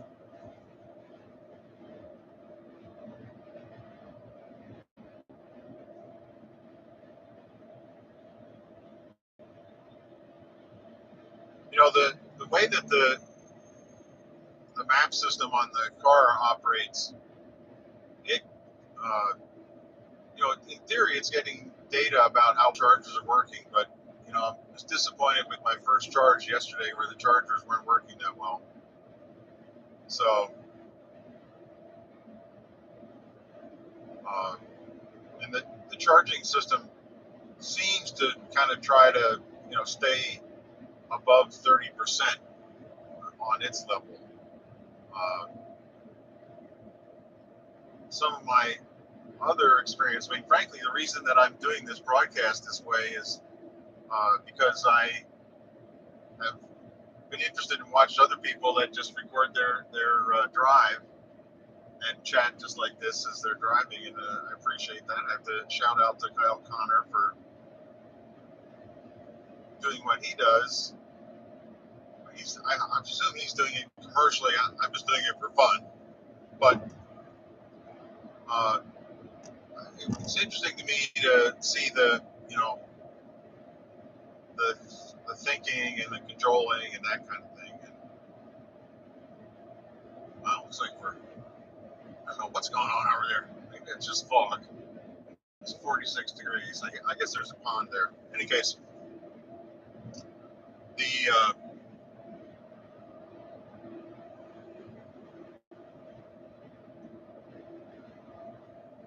my camera mount's getting bounced around. I'm sorry. I'm afraid to mess with it now.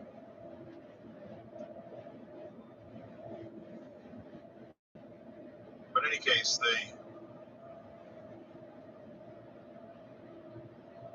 the planning for charging is still kind of an art. It's not. I would not call it a science yet.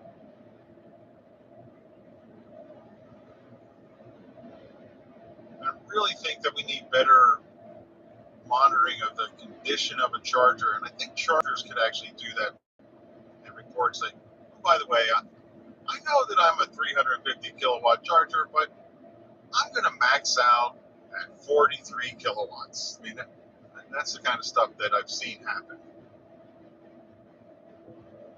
So, a little frustrating.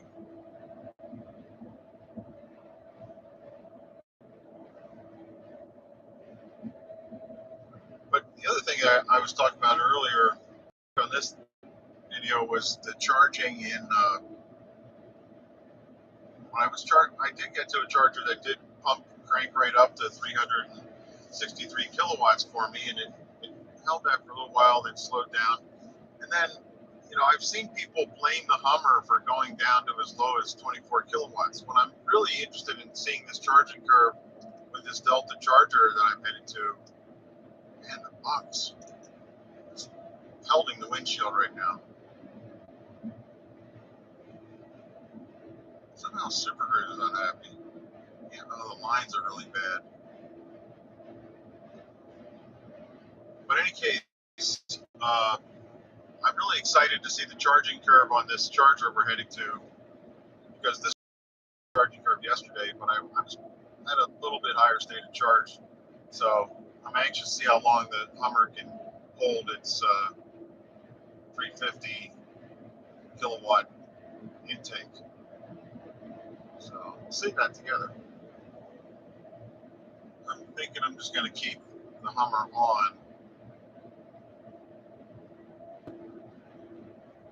Some guys did tell me that they're not sure you need to have the Hummer on while you're charging, but I'm just going to leave it on. I did yesterday too, so. The only reason to turn it off that I can come up with is if it does the computation of miles per hour being added. I think the problem with that is that's like a guessometer number. So like right now it's telling me my range is 125 miles, but that's going to vary based, like if I got off on the surface roads and drove 45, I bet it would crank that number up. So fortunately it's pretty good wind right now. Let's see how I'm projecting this. So for now it's 7% estimated arrival, got 95 miles to go.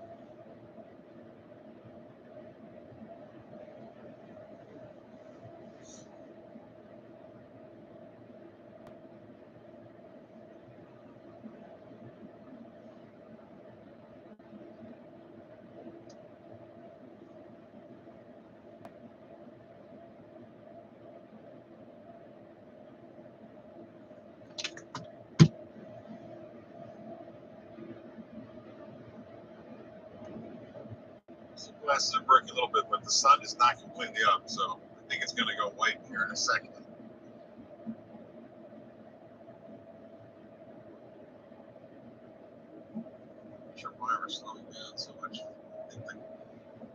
just afraid of these lanes. It's hard to see.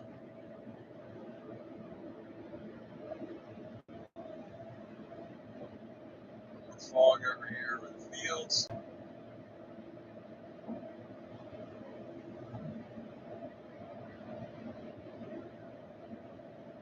And Super Cruise, could not see for a second there.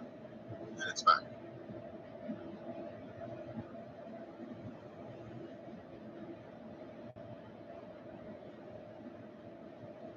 There's that sun rolling up.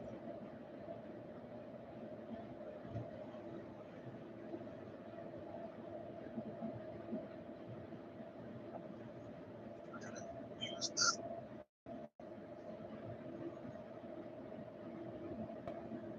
I hope that would help you guys or not. Let's play. Get better, worse.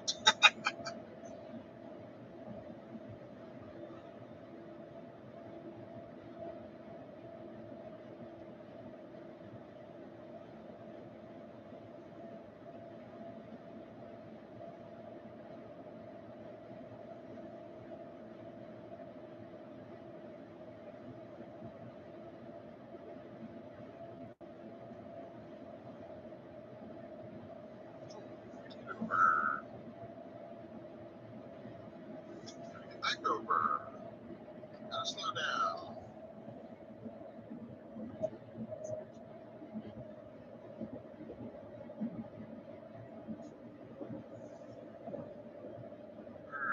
Left lane closed.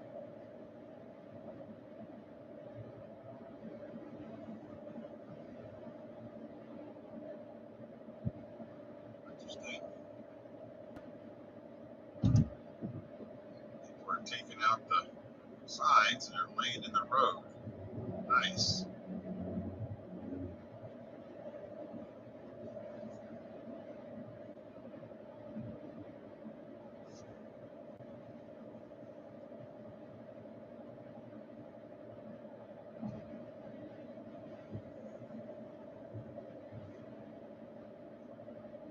So I can tell that the guess-o-meter is being very pessimistic right now because I'm going to go 91 miles. It says that you can go 119 miles. I mean, that means I'd be there at 30 miles. I don't know. We'll see. Maybe it's not that bad.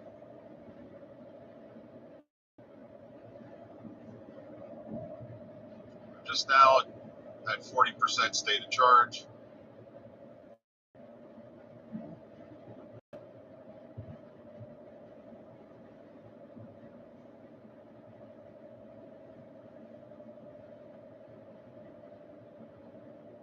With 90 miles to go.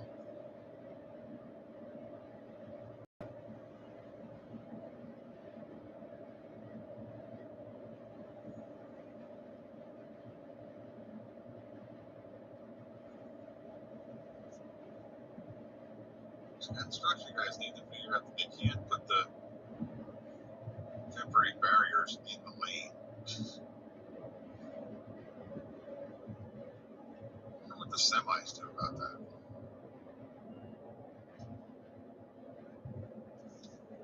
We go for maximum gap here.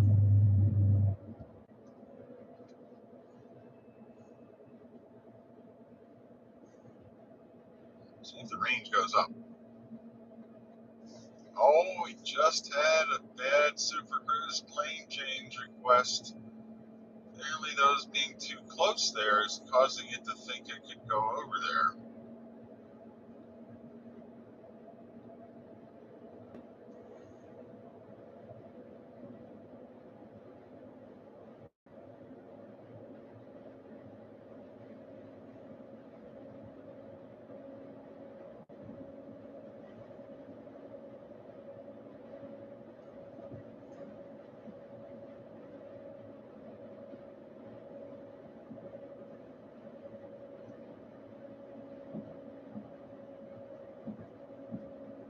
And we're rolling.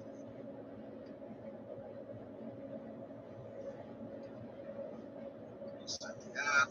Start accelerating. Turn over. Go.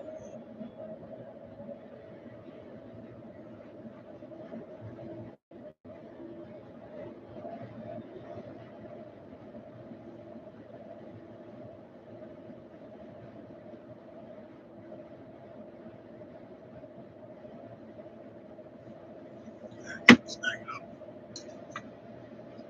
I'll be right back in my eyes here in a second.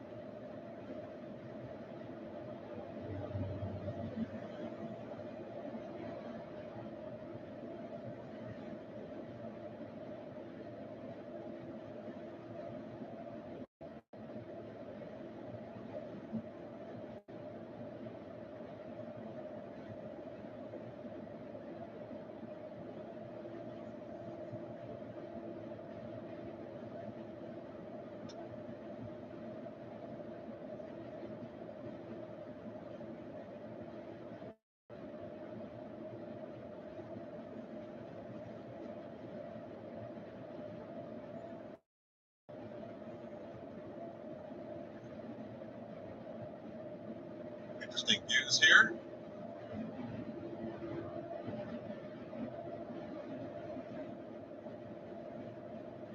Alright, 2% pitching, 3%. Not making the truck slow down. Looks like there's at least a 3% up coming right after it.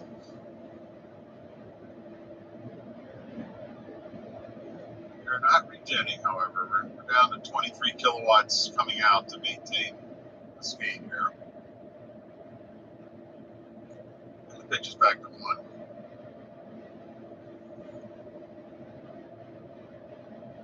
Utilization is now down at as low as 8 kilowatts.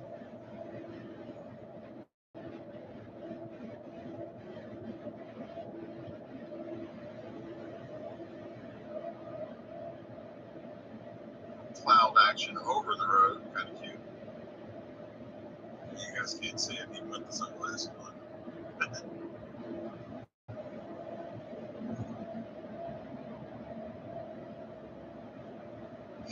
Got some better sunglasses. Here comes that climb. 1, 2, 3%.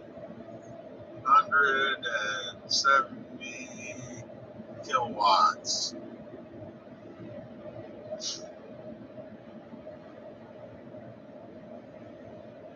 was expecting this to drop to 6 during this. Pulling those kilowatts out, maintaining 100 kilowatt seconds.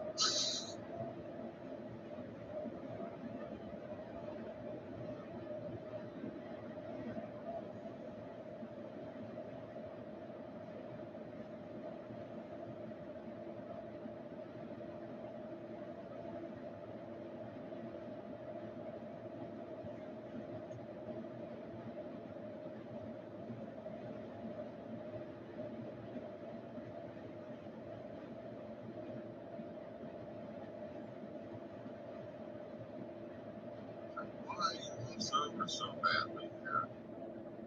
Canceled it. That lane ends. Super Cruise dealing with the sun.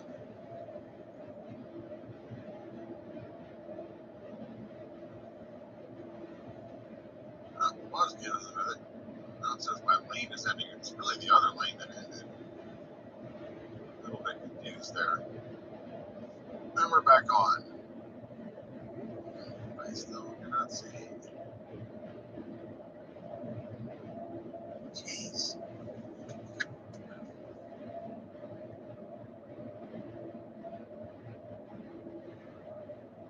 I have Super Cruise on, but it has not acquired control yet. I mean, I can barely see. There we go.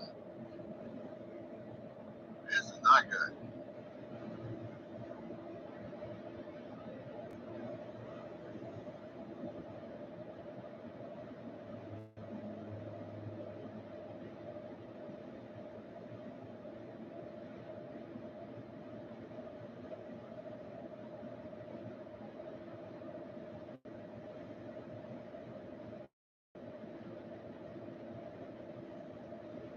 Maintaining a 75%, 75 kilowatt output to maintain this less than a ounce, just barely popped onto a percent there for a pitch for a second. I definitely feel reclining.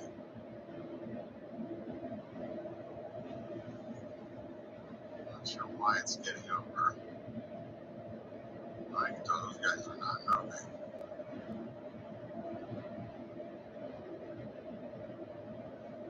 Maybe they are moving. I cannot tell the motion.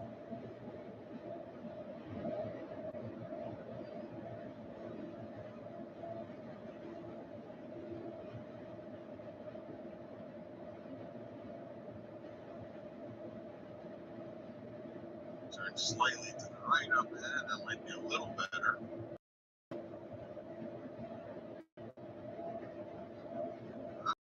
Percent estimate even after we did that climb there.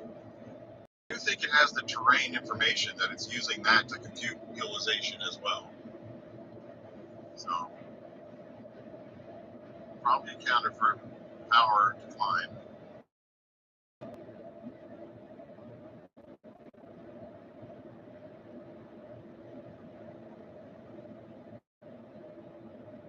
It's dropping pretty fast though right now. I mean, we're at 103-mile range. Maybe that's right. So maybe we're going to get a better estimate today than the Kansas into Kansas.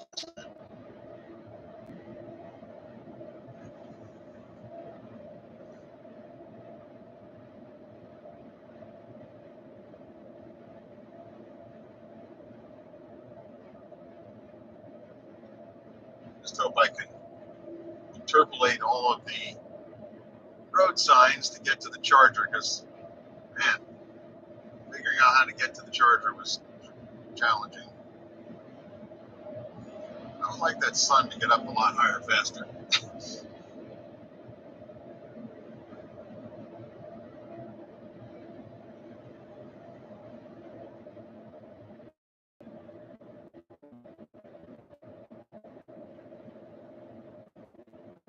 Trying to get over. But I didn't do that.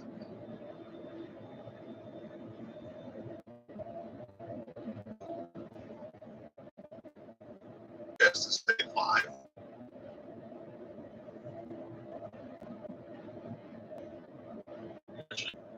No data. Huh, wonder what happened.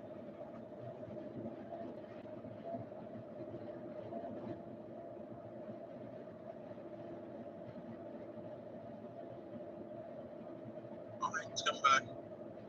Alright, good. It's recovered. Recovery is good. I wonder if that new kernel made it stay up.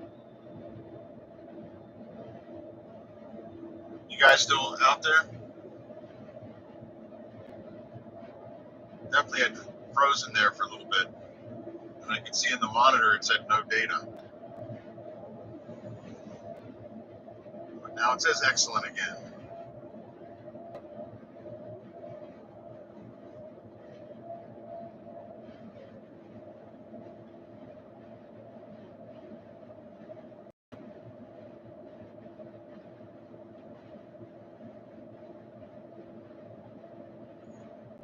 Some truck's out now.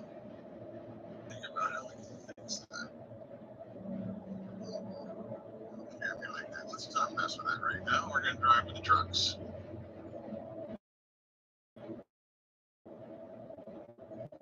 Load of bricks here. Shade for a second.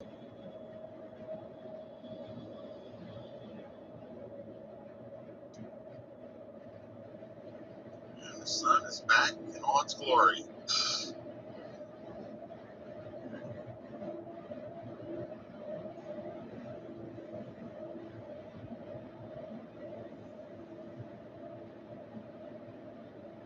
Oh, that's bad.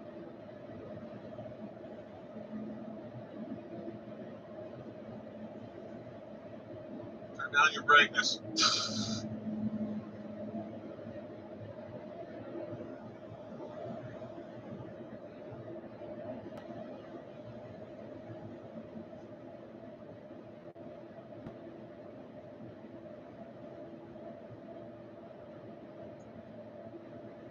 Actually, it is monitoring my route. This thing may begin if needed. Okay.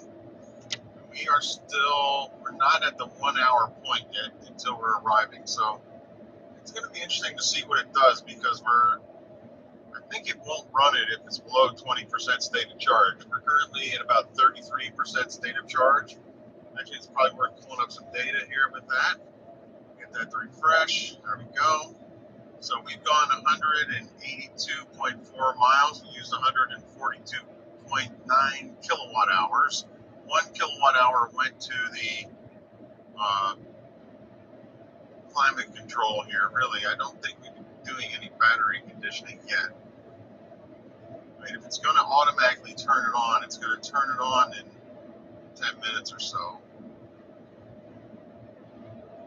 And in 10 minutes, we're not going to gone below 20%. So it may run some conditioning. It may also decide that the pool is, some, but we've been, cruising along here at 47. So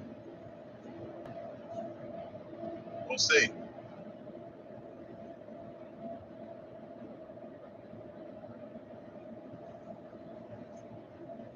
Get that in there.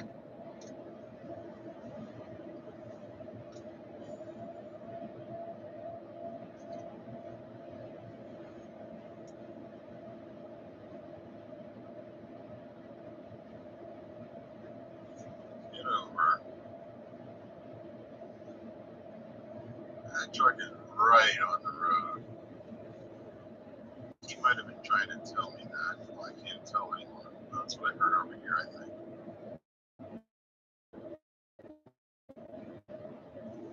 I can have ways back here. Yes, I can. All right.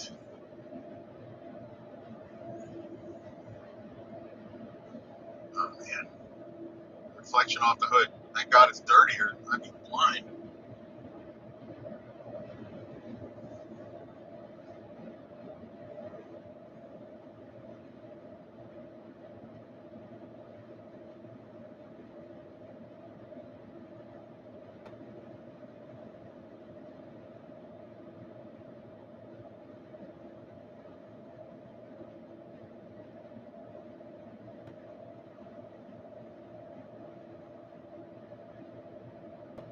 Somebody's smoking some meat or something here. It smells good.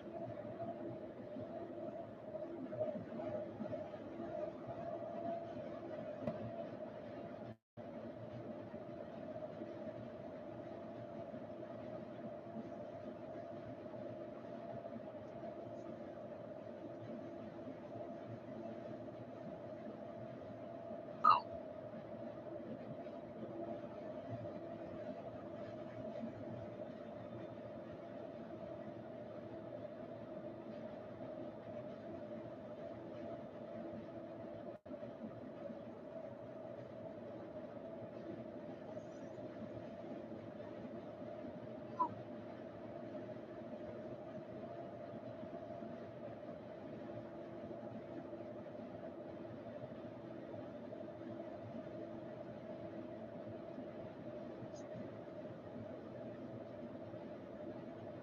All right, so we're going to be crossing over the 2,000 miles mark before we get to the charger. It's actually estimating a little more power again, by the way, 8%.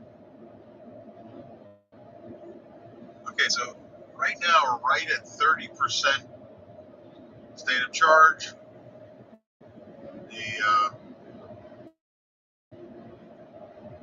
It says we used 147 kilowatts. Percent. Let's see if this helps you guys. It look like it.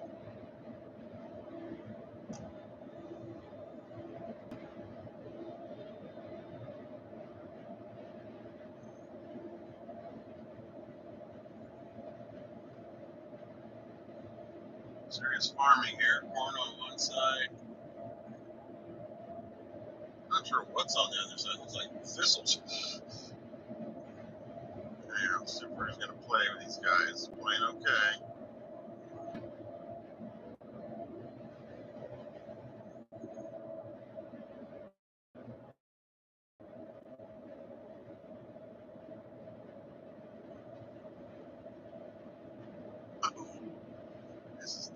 I'm impressed that Super Cruise can see where it's going.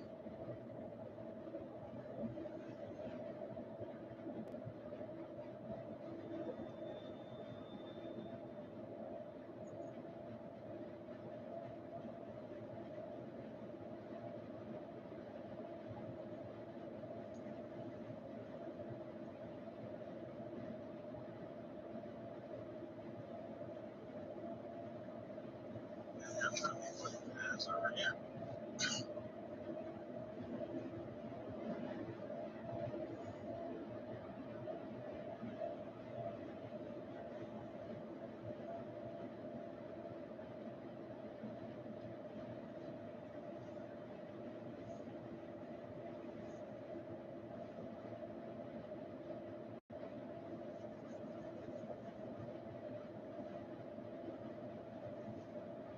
Well, I'm hopeful that kernel I downloaded is allowing me to broadcast longer, because man, it was getting bad.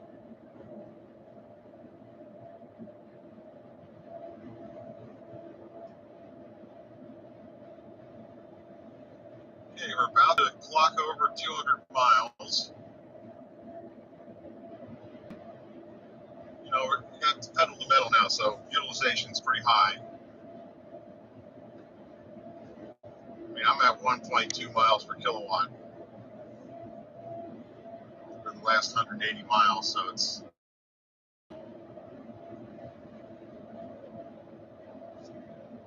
cooking.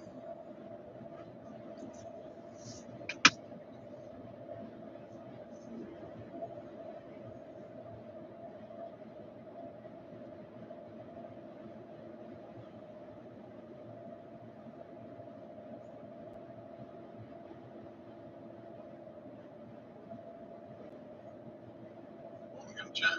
Got to chat.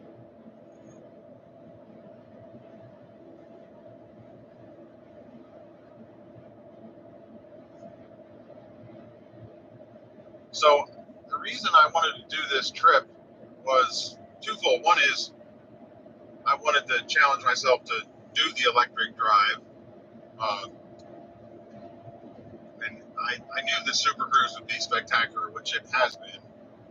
But I wasn't sure, that I wanted to put up with the charging. In fact, I really wanted to do it during the summer, but I decided I didn't want to go during the summer because if you want to DC fast charge the Hummer, you can't have the air conditioning at full speed. You can't have the air conditioning on. If you turn the air conditioning on, it limits the input to the battery to 50 kilowatts so that it can keep up with cooling just that. So it wants the whole heat pump available if you want to get that piece. Okay, Maps is telling me I better not take a road closure. Okay, well, we better go that way. In any case, and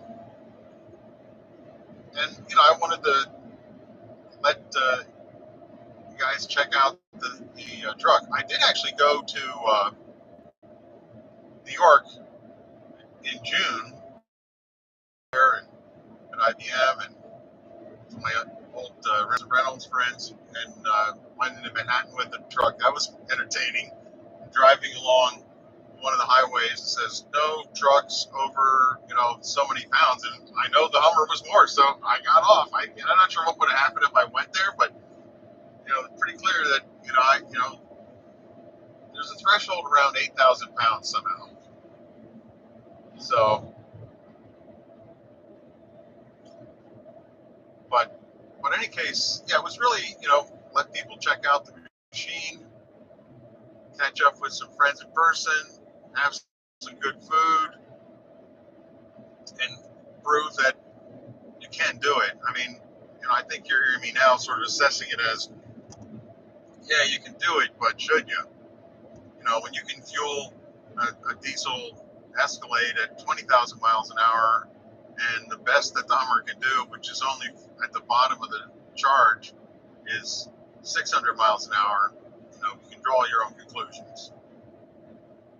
And the diesel Escalade, actually, if you're honest, I mean, yeah, so the charging companies are saying, I'm buying clean energy, so you're 100% carbon emission free.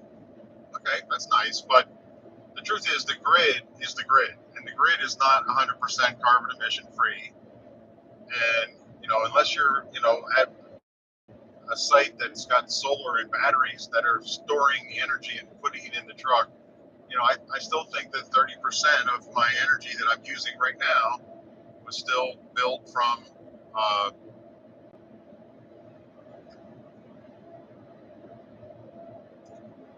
natural gas, God forbid coal, but, non carbon free, emission free stuff. So in any case, that's where we are. I mean, but the truck has an amazing ride. I mean, I have no riding fatigue. I mean, definitely want to check in on that when I arrive in Dayton tonight, because this is the longest leg of the trip of any time.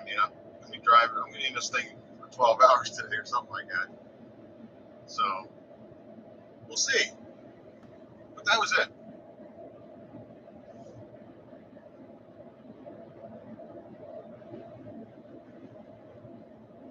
Yeah, you're correct. It does limit the 50 kilowatt charging if you have the AC on and it's hot out. I mean, you can have the AC on, it doesn't do anything. But if it's trying to call for cooling, you're not going to be happy if you want to stay in the truck with air conditioning. I mean, you have to open the windows and sweat it out. Let's see my camera's failing again. There we go. So yeah, you really want to go to a charging location when it's hot, where you can sit inside, and I've done that.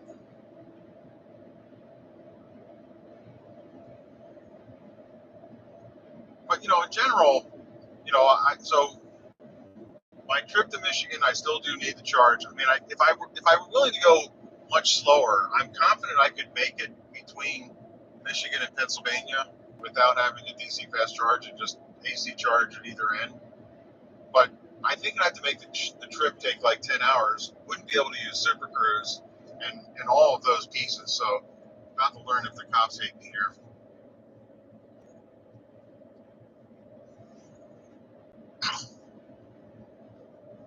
I was going fast.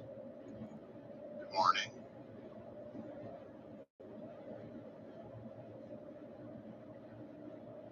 Apparently I was not going fast enough, which is good.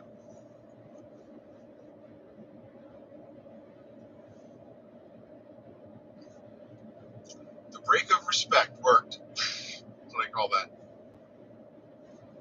Stay here.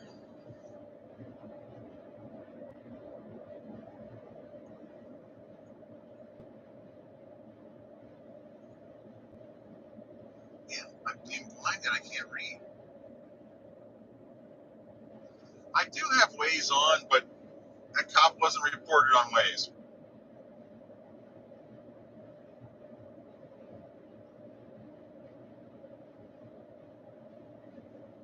Let me roll here a little more.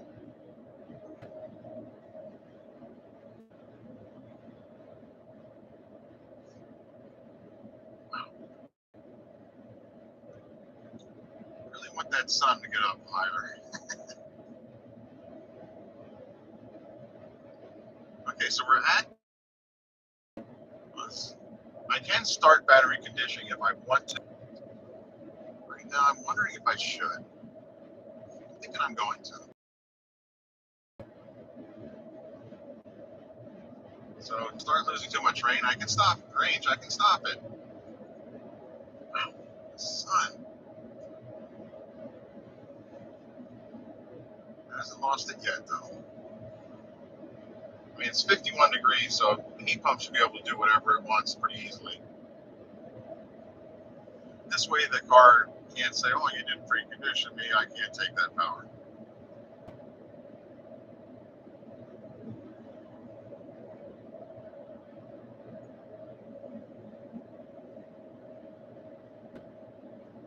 Man, the sun is just so.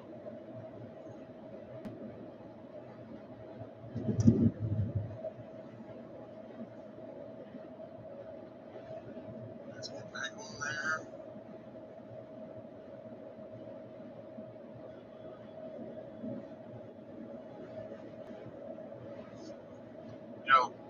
talk about speed trap alerts. I mean, I do believe in the break of respect, but I don't know what the rules are in a lot of the states. But in Ohio, it's illegal. I mean, the cops are not allowed to hide; they have to be visible. So the problem I have with that is that's why I call it the break of respect. That I can't make Super Cruise happy because the sun is so bright. I'm trying to, man, just the reflection on the hood is killing me. But in Pennsylvania, there's no, they are hiding. I mean, they do not make themselves that visible. And there, I just do +9 and they leave you alone. I've been driving that way forever, so that's my plan. Go a little faster here.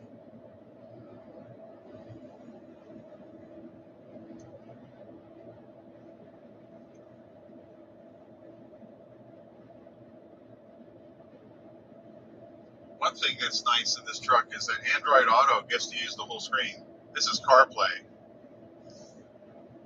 but on Android it projects across the whole screen, and I can get Waze the whole way across with Android. But it doesn't have the data about the vehicle, so I'm running Google Maps in Android for automotive in the truck here right now, and then it has the integration of route planning with chargers and estimated arrival percentages, all that. So it's looking like we're going to arrive at a pretty low range. I mean, we're 51 miles to go. It's currently estimating 70 miles. Let's see if we're using any real power now. I think we did crank up a little bit to the heat pump. My current battery temperature monitoring is listening to how fast it's running while it's charging. That's the thing, right?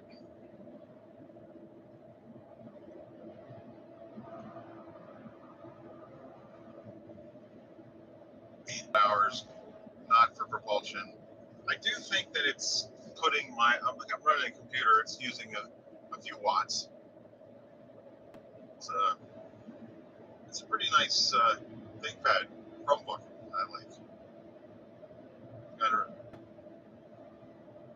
Ryzen chip in it.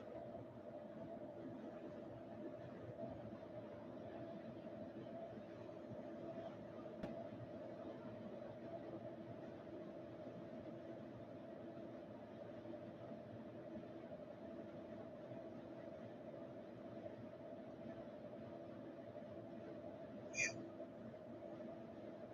the sun is just so annoying. I feel like it's annoying Super, so it's not doing auto lane change. There was one of those entrance ramp problems. I did forget to clean all of my Super Cruise cameras before I left this morning. I remind myself to do that.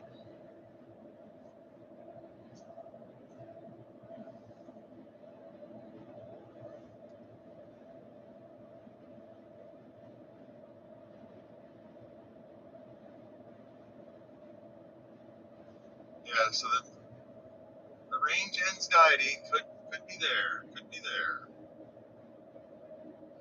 Understand your trip.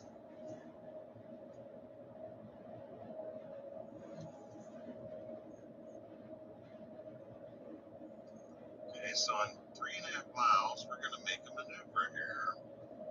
Guess we have time to pass.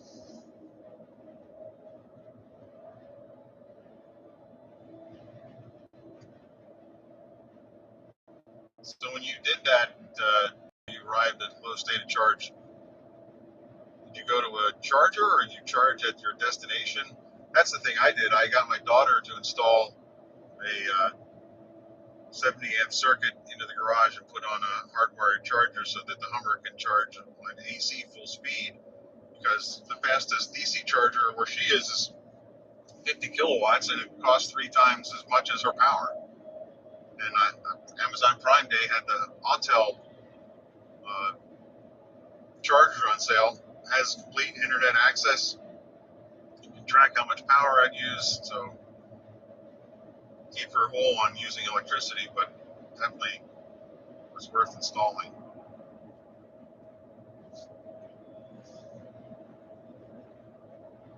In 2 miles, take exit 210A for US 40 East, US 61 South, or Chesterfield. Chesterfield.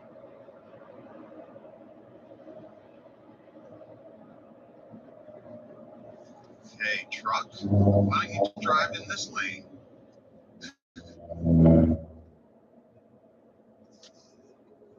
Over.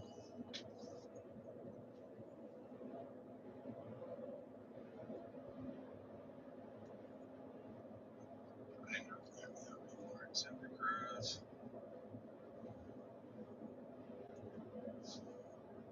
Get this up here. Up to date. Okay, there we are.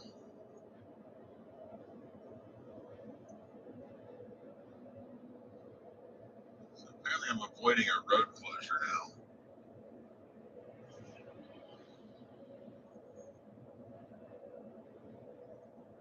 Don't think that's where I want to go. He's giving me some bad advice right now.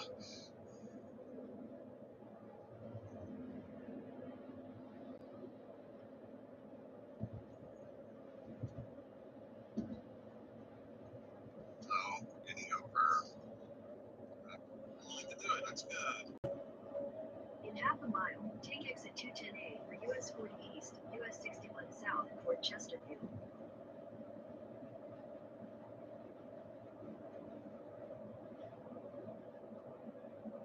3 minutes slower the other way. All right, we'll just go this way. Still gonna Super Cruise. Take exit 210A, then keep right to continue on I-64 East. I don't know what it just said, but I can see like what I'm doing. Oh no, 64 used to. I'm confused. Super Cruise cannot find the lanes. Okay, so this actually is 64 East. I don't know what I was doing. Keep right to continue on I-64 East. We're going to go to the right, to Chesterfield. All good. Continue on I-64 East for 41 miles. All right, 41 miles. That's most of the way there. We're at 23% state of charge.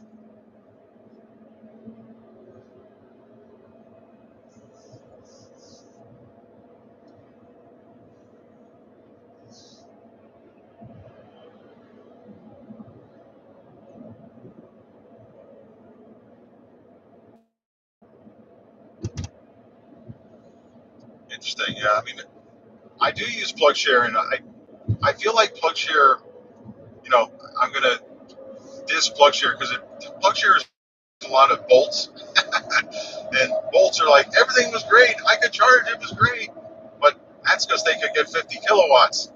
You know, I mean, EA has become the charging home for bolts, not for Hummers. You know, and that's the frustration I've got with the reporting. You have to like find people that have reported what they really got. So I look for someone like a Rivian, Tesla. You know, it's fascinating. I still see Tesla drivers charging at EA. One guy told me he somehow got to keep the plan that he got with a previous car. So he was charging his Tesla on his previous car's plan instead of going to the Tesla supercharger. It is also interesting to see how many apparently using some power. So we're doing something to the battery right now, but I don't know whether it's heating or cooling, but we're doing it. But the Tesla Magic Docks that let you do CCS1 charging are appearing. The Tesla superchargers, though, with the Magic Dock are not my preferred charger because I did charge at one, but I only got like 133 kilowatts peak, I think, off of the Tesla charge. So, and also, you know, it's still, I mean, it appears that the going rate for kilowatt at DC fast charging is headed for an average of 50 cents a kilowatt, too, by the way.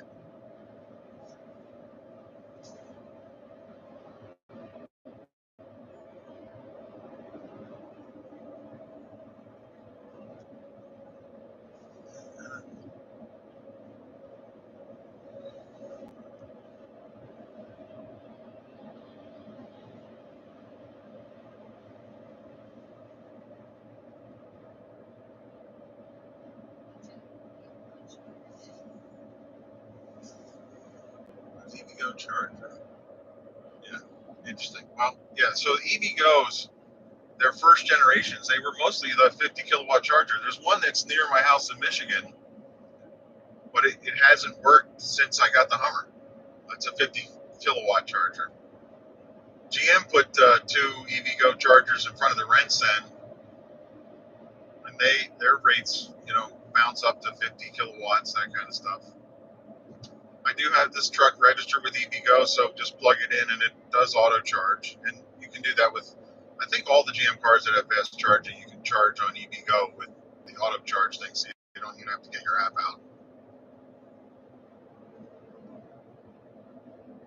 I don't know if you heard about the outage of ABB.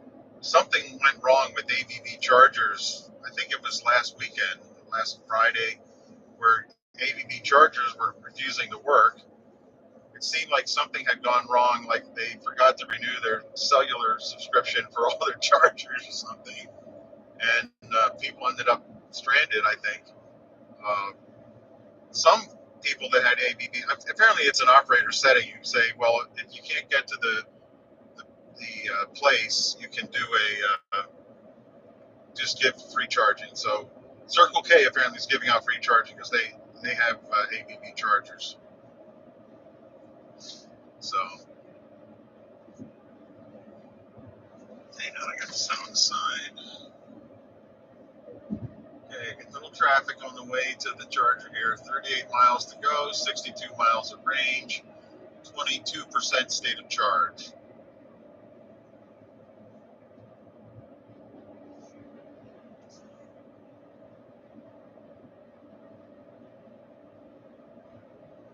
Gotcha. You can edit your, we all expect that we can edit our messages these days, but apparently not in this. Have to put that in as a feature request to Google.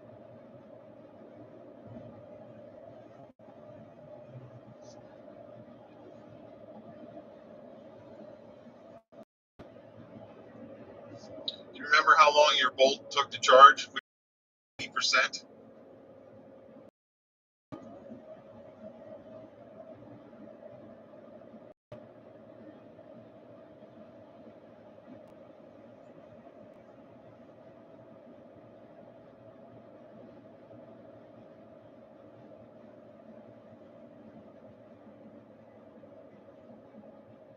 Okay, 45 minutes, and I'm assuming that was to 80%. We'll be testing the Hummer again. I think I'm gonna want at least 80% here.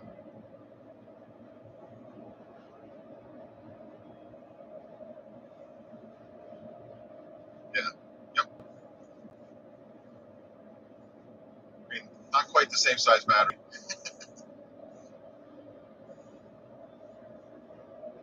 Yeah. So yesterday I was at another EVgo installation in Overland Park at a mall, and I pulled in. There was a Bolt guy and plugged into the high power chargers, and there's this other smaller chargers that can't deliver quite as much power. So I asked him if he would mind moving. He said, well, actually, this is the first time I've ever charged. I didn't really know what I was doing, so I just went to this charger.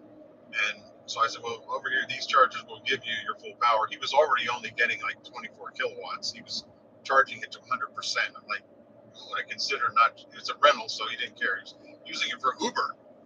But eventually we got him moved over and charging. So then I moved the Hummer over to the quote unquote high power chargers. But everything at EVgo seems to be shared, so they don't really have enough power to deliver the full power. Even though it was listed in the EVgo app as a 350 kilowatt charger, the most I ever saw was 204.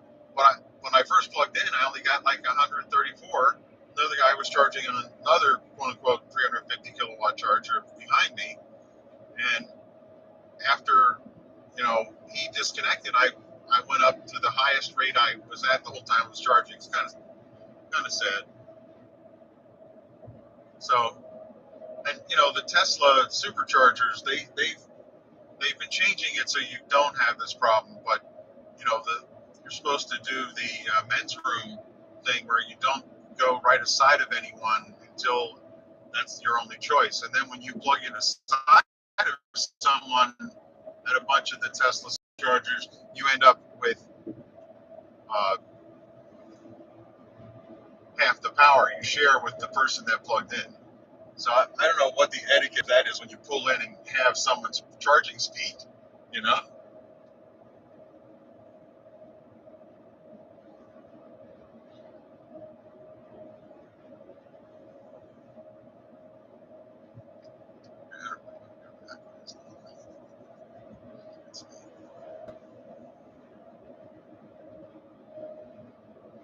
Hello, guy diving over here, ignoring the Hummer signal. Let's go.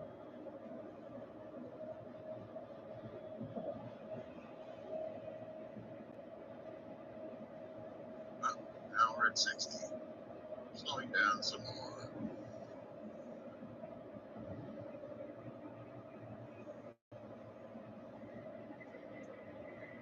Yeah, so I'm pretty sure the women would know about the men's room rule about how you use the urinals, you know.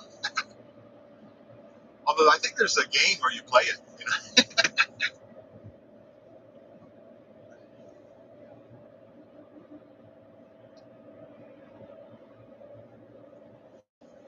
I have seen Rivians in State College, Pennsylvania, where I've, taken Hummer occasionally to get. I mean, I used to actually charge at the chargers there when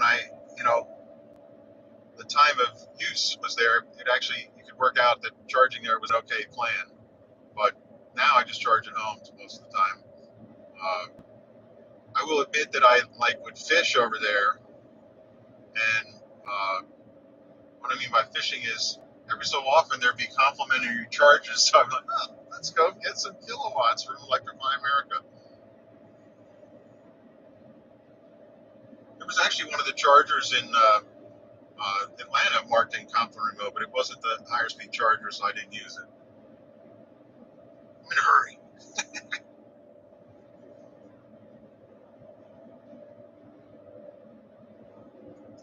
Supposedly, Rivian has its own network of chargers, and the theory is that they're going to release those chargers for everyone to use as well. So we'll see when that happens.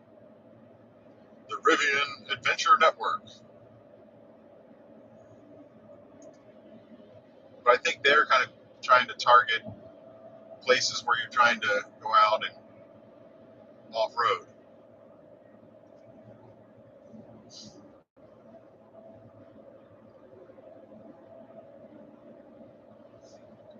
All right, how are we doing here? Yeah, see, it's back up to 9. Got 31 miles to go. Expecting some traffic here somewhere. So far, we're doing fine, though. Crossing over a bridge.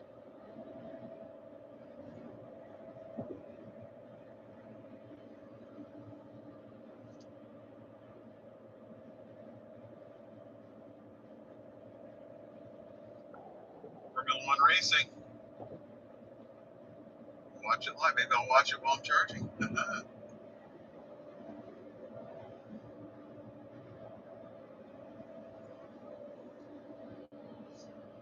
Okay, energy utilization. Let's say conditioning has ended. Almost 170 kilowatts used for running the vehicle's movement and charging the broadcast. And let's see.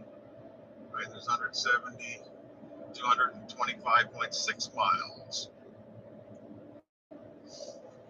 And we're now at about, man, the sun is making it so hard to see. It looks like 18% state of charge. So about 18%, 57 mile guess. We're going another 39 miles.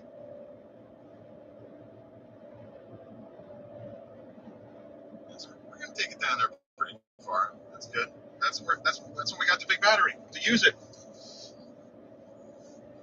I also use a web service called, let's say it, something recharge. I'll look it up, but it gives me a status of how I've charged, when I've charged, and they really don't want you to start charging below 20% ever. They want you to stay above 20 and 80. They want you to be in 20 to 80 to maintain your best performance of your battery. I really think that, the theory was that the GM chemistry doesn't really require that. So I think they're kind of, saying that's what it is for everyone, and I'm not sure that it's right.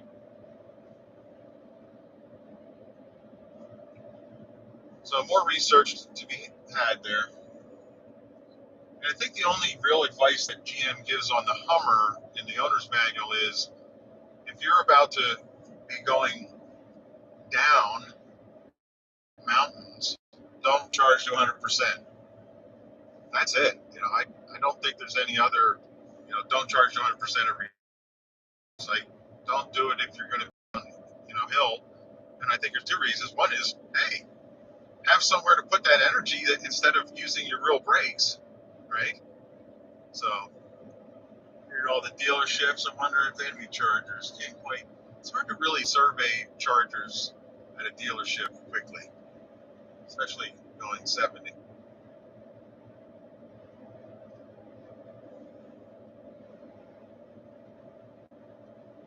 Doing good here.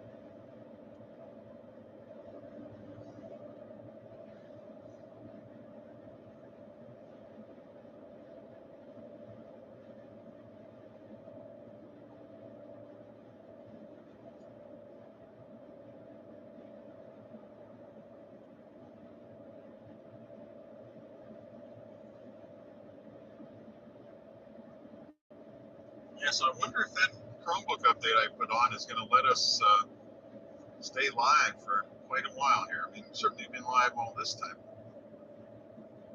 And also, I still felt like there was something that was happening in the, when I lost the cellular connection, it didn't do well. So far, it's hanging in.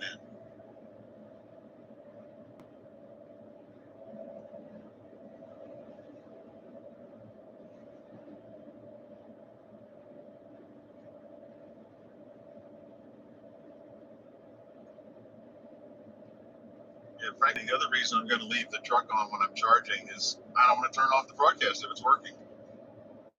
Here comes a Tesla. I think he was oblivious to the fact that I'm driving an electric truck. Hoping he's not using autopilot because he's really weaving in his lane.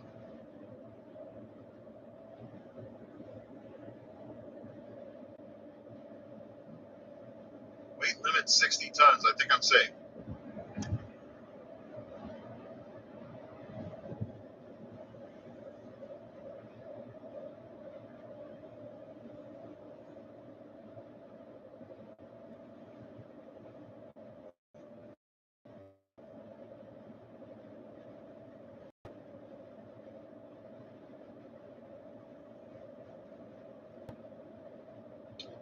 Okay, probably getting my reflection here again, yeah. 24 miles to go, 53 miles guessing range, 9% state of charge arrival.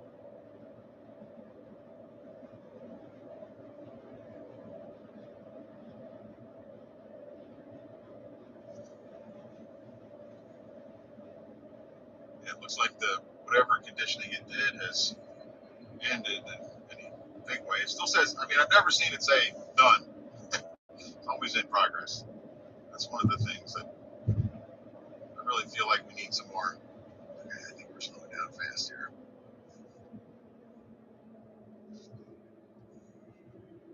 Into the traffic now.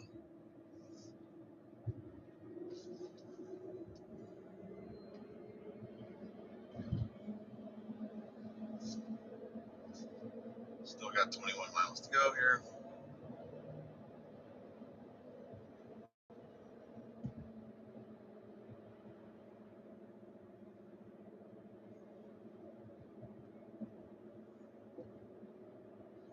Interesting that Super Cruise is not asking Flint to get over. It's just being penned in by the traffic.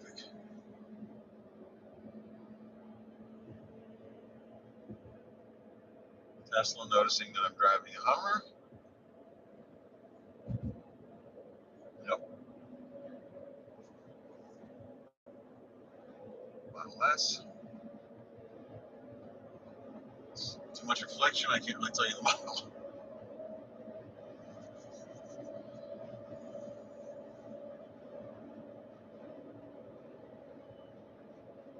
Man, talk about flashing brake lights. Let's say he's running autopilot.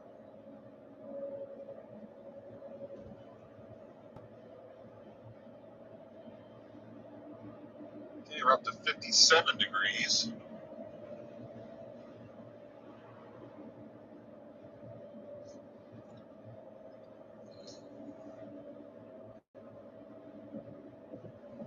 Interesting, it says there's 3 of us in the chat, but it says there's only 2 people watching. I wonder how that happens.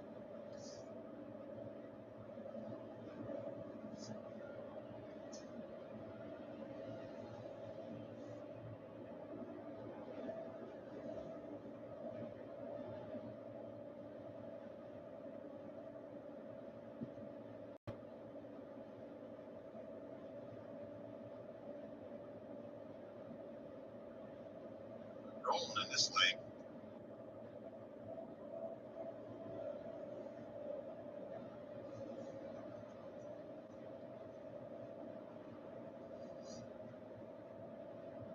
Oh, now we're up to another percent, 10% state of charge arrival. It looks a little, I might be able to get that. We'll see.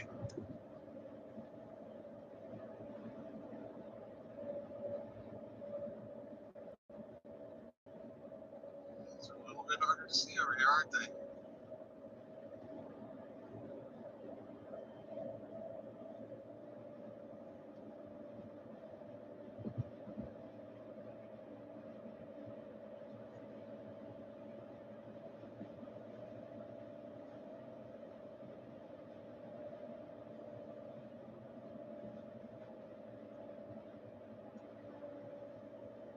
Wait, wait, wait.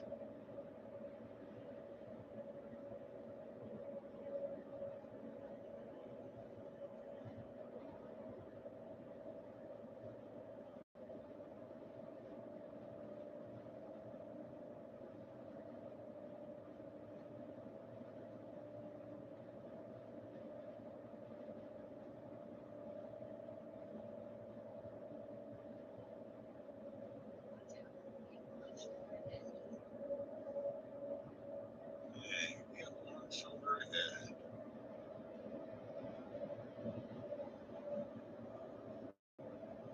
Something's closed. Oh, yeah, we got a problem here. On the braking.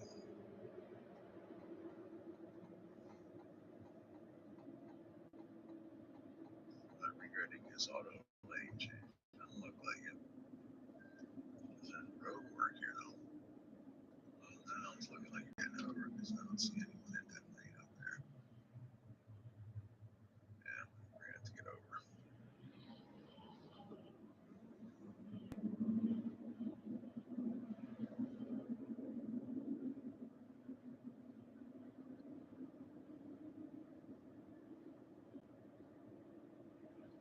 Yeah, I see the arrow. Wow, I'm gonna go up here.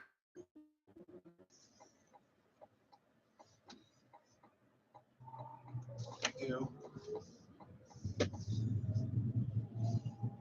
Okay, let's see if we can get wired here. Not yet.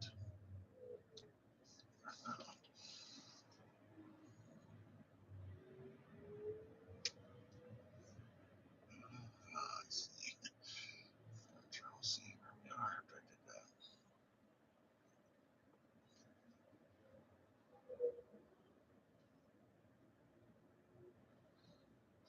All right, here's the traffic. Should be showing this traffic.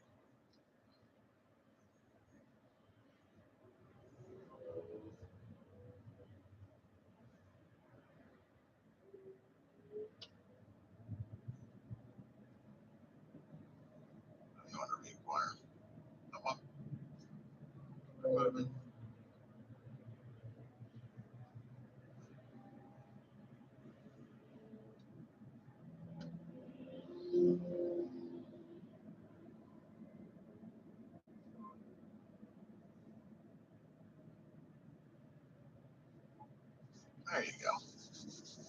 super cruising.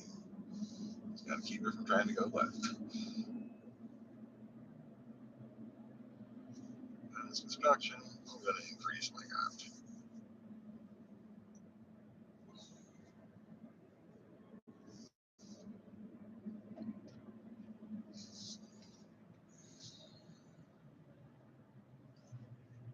All right, we're back to no one watching.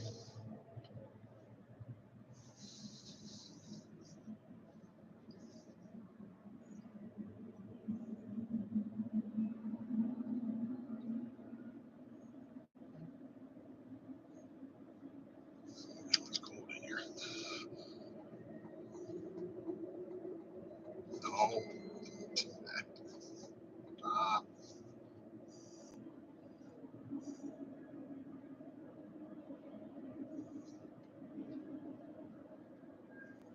We're doing fine, fine, fine.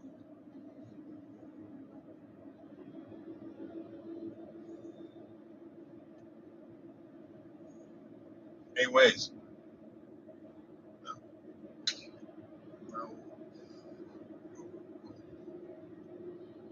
Okay, how far do we have to go here?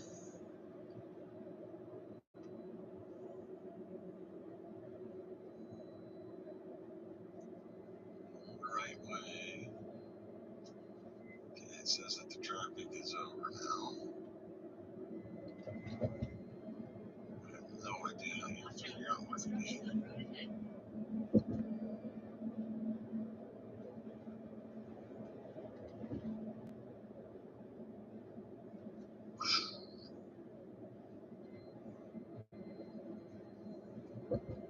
Putting some kind of surface on here.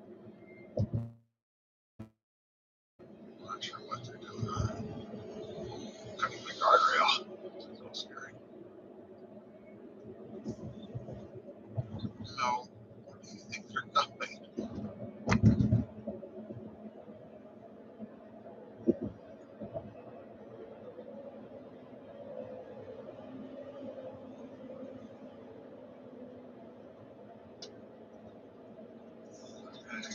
Uh, and road work.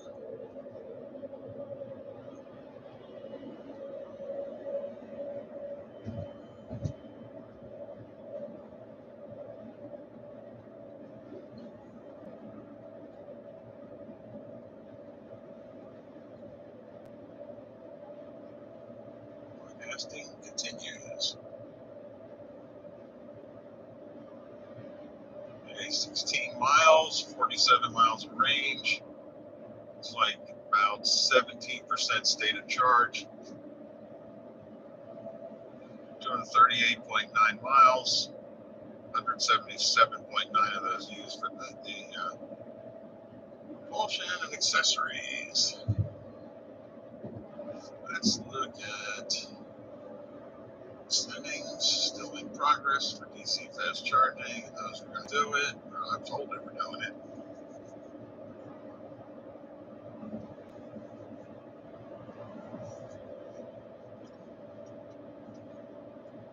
You know, it's interesting. Knowing this charger works is also interesting to me to go ahead and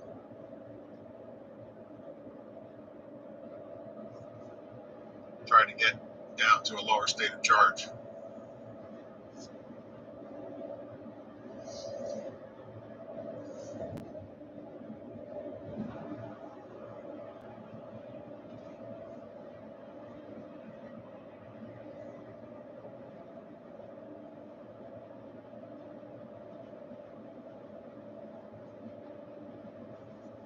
All right, we're over 2,000 miles on the journey.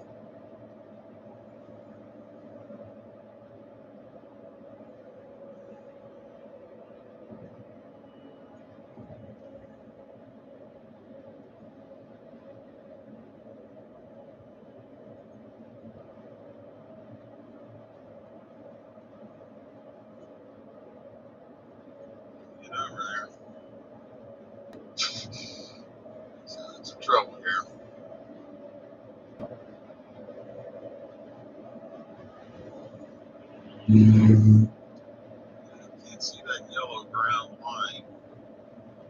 lines are crap too. That got in, locked in. I've given up, can't see, predicting. Yep.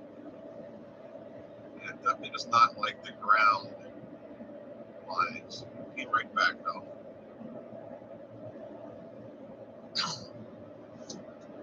11 miles on here.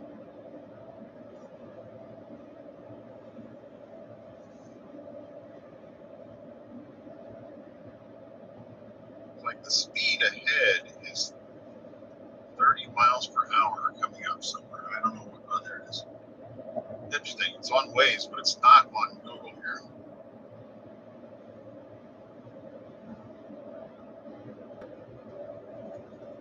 Wow. Keep going.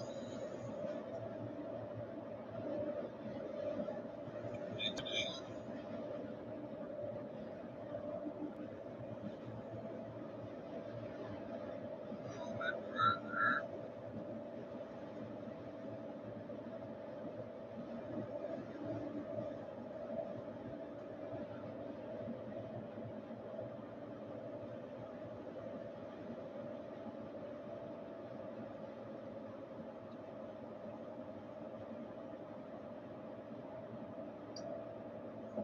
The airport.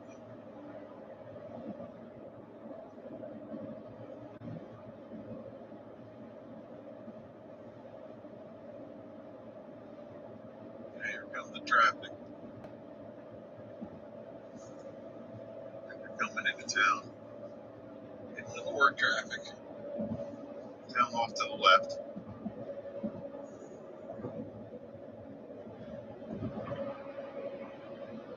There it is. We are slowing down. We are slowing down. We are stopping.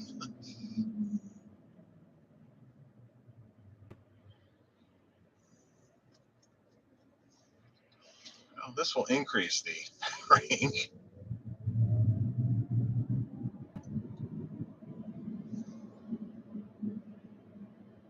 What did you say? Oh, can't see these lines now. I'm moving fast enough to see them.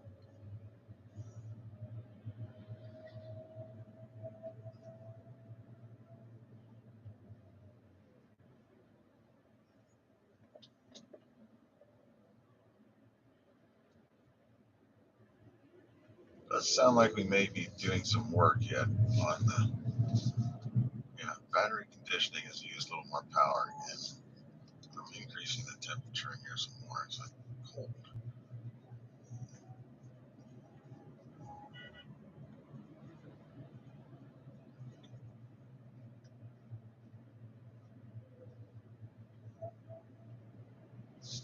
Okay, back to the driving hand. Trying to move.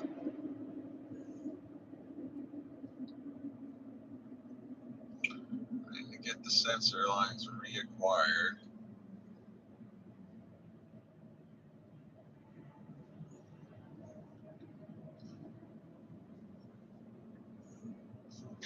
Maneuver. No, if I stop moving.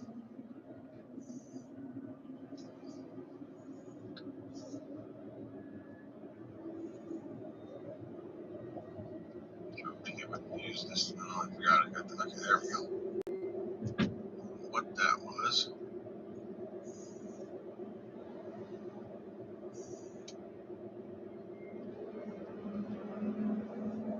We're starting to roll again.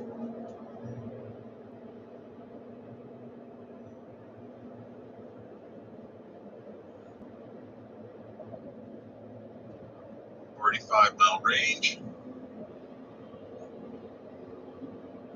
10 miles to go. See if we end up with 34 miles.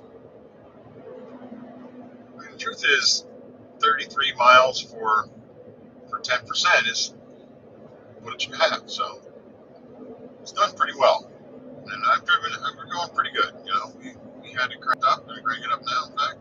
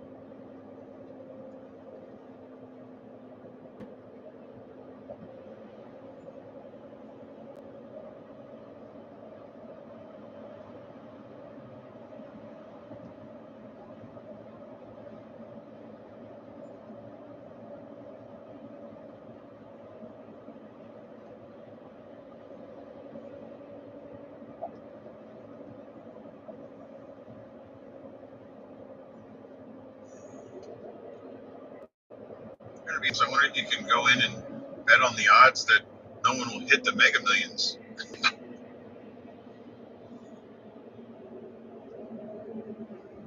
Jeez. Pretty sure we're gonna go into town and out of town here. There's the arch. We get on the other side of it.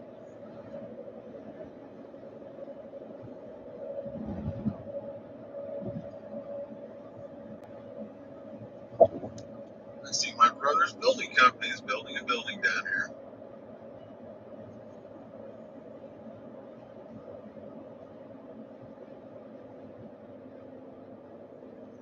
Okay, there it is again. Looks like the same drill. About to cross the bridge.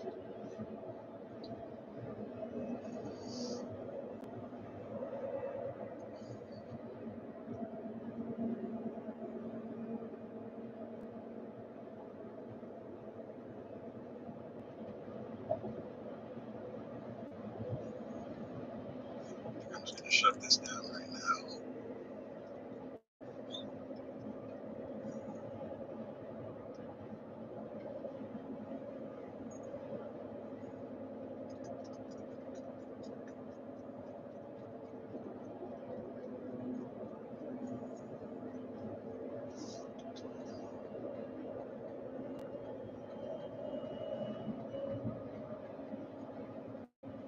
Ford C-Max Energy.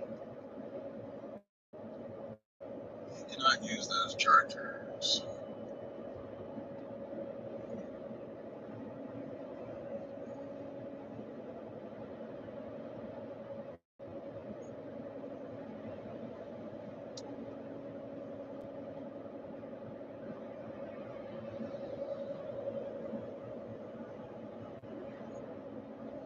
Still going. In 2 miles, use the second from the right lane to take exit 1 for Illinois 3 South for Cahokia. On the bridges.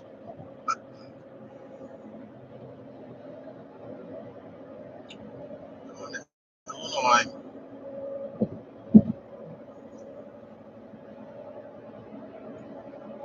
Maintaining our roll. Now we're at 11% estimated state of charge. Not even red anymore.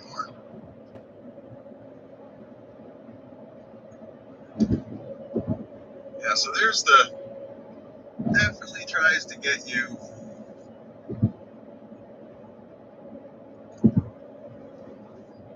But we're not going to have an earthquake here.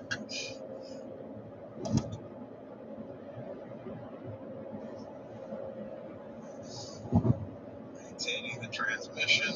Remember that it seemed like I was having trouble with the cell service over here. We'll find out.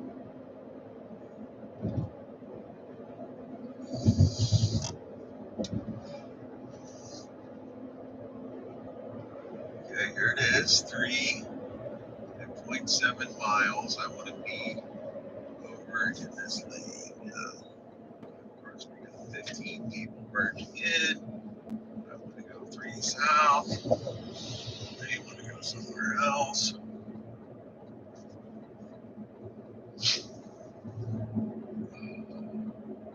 In a quarter mile, use the second from the right lane to take exit 1 for Illinois 3 South for Cahokia.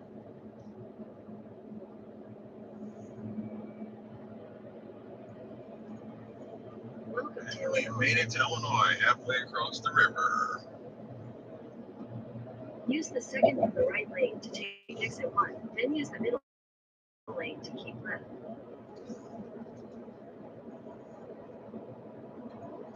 Second lane. Use the middle lane to keep left. Nuts. It's not saying going that way. It's going this way.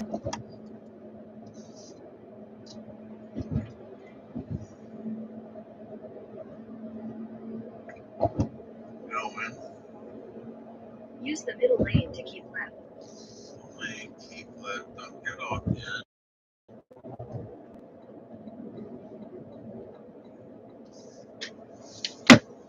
Okay. Made it to this part.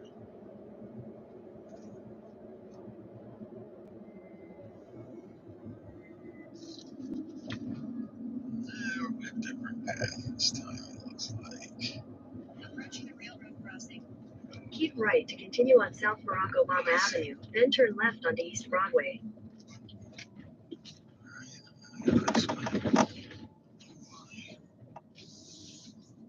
Turn left onto East Broadway. Well, to turn left. I guess that wasn't really a road. Maybe go this way. Continue on East Broadway for half a mile.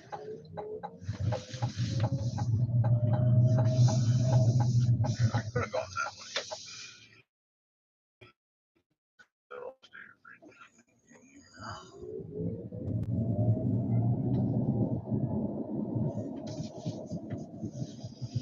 I'm looking for River Park Drive. River Park Drive. Like I came in here, but I came from the other direction.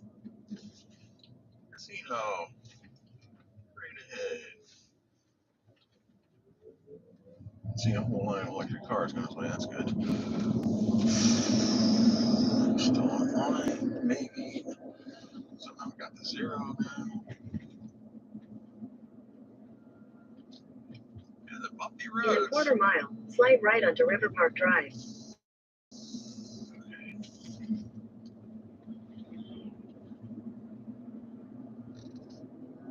Don't want to go up there.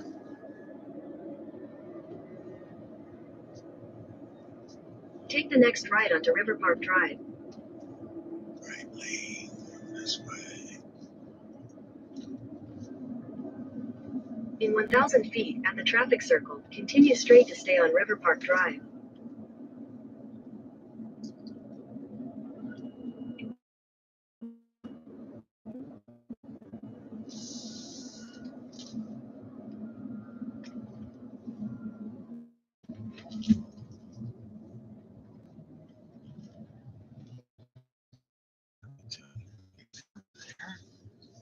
In 800 feet, turn left onto South Front Street.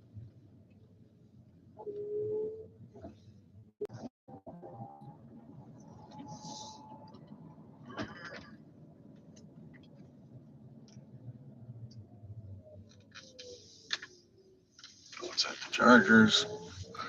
You're happy.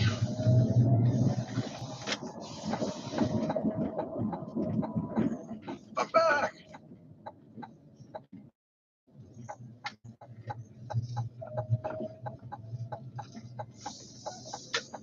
11%. 186.5 kilowatts. Those pieces. Nice.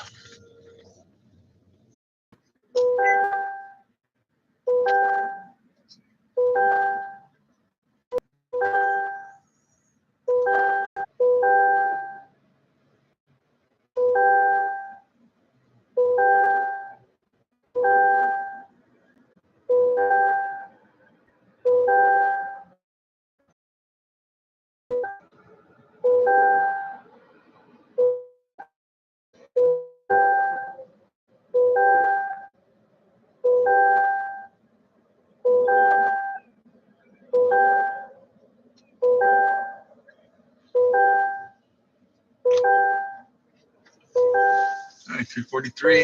Happy with you.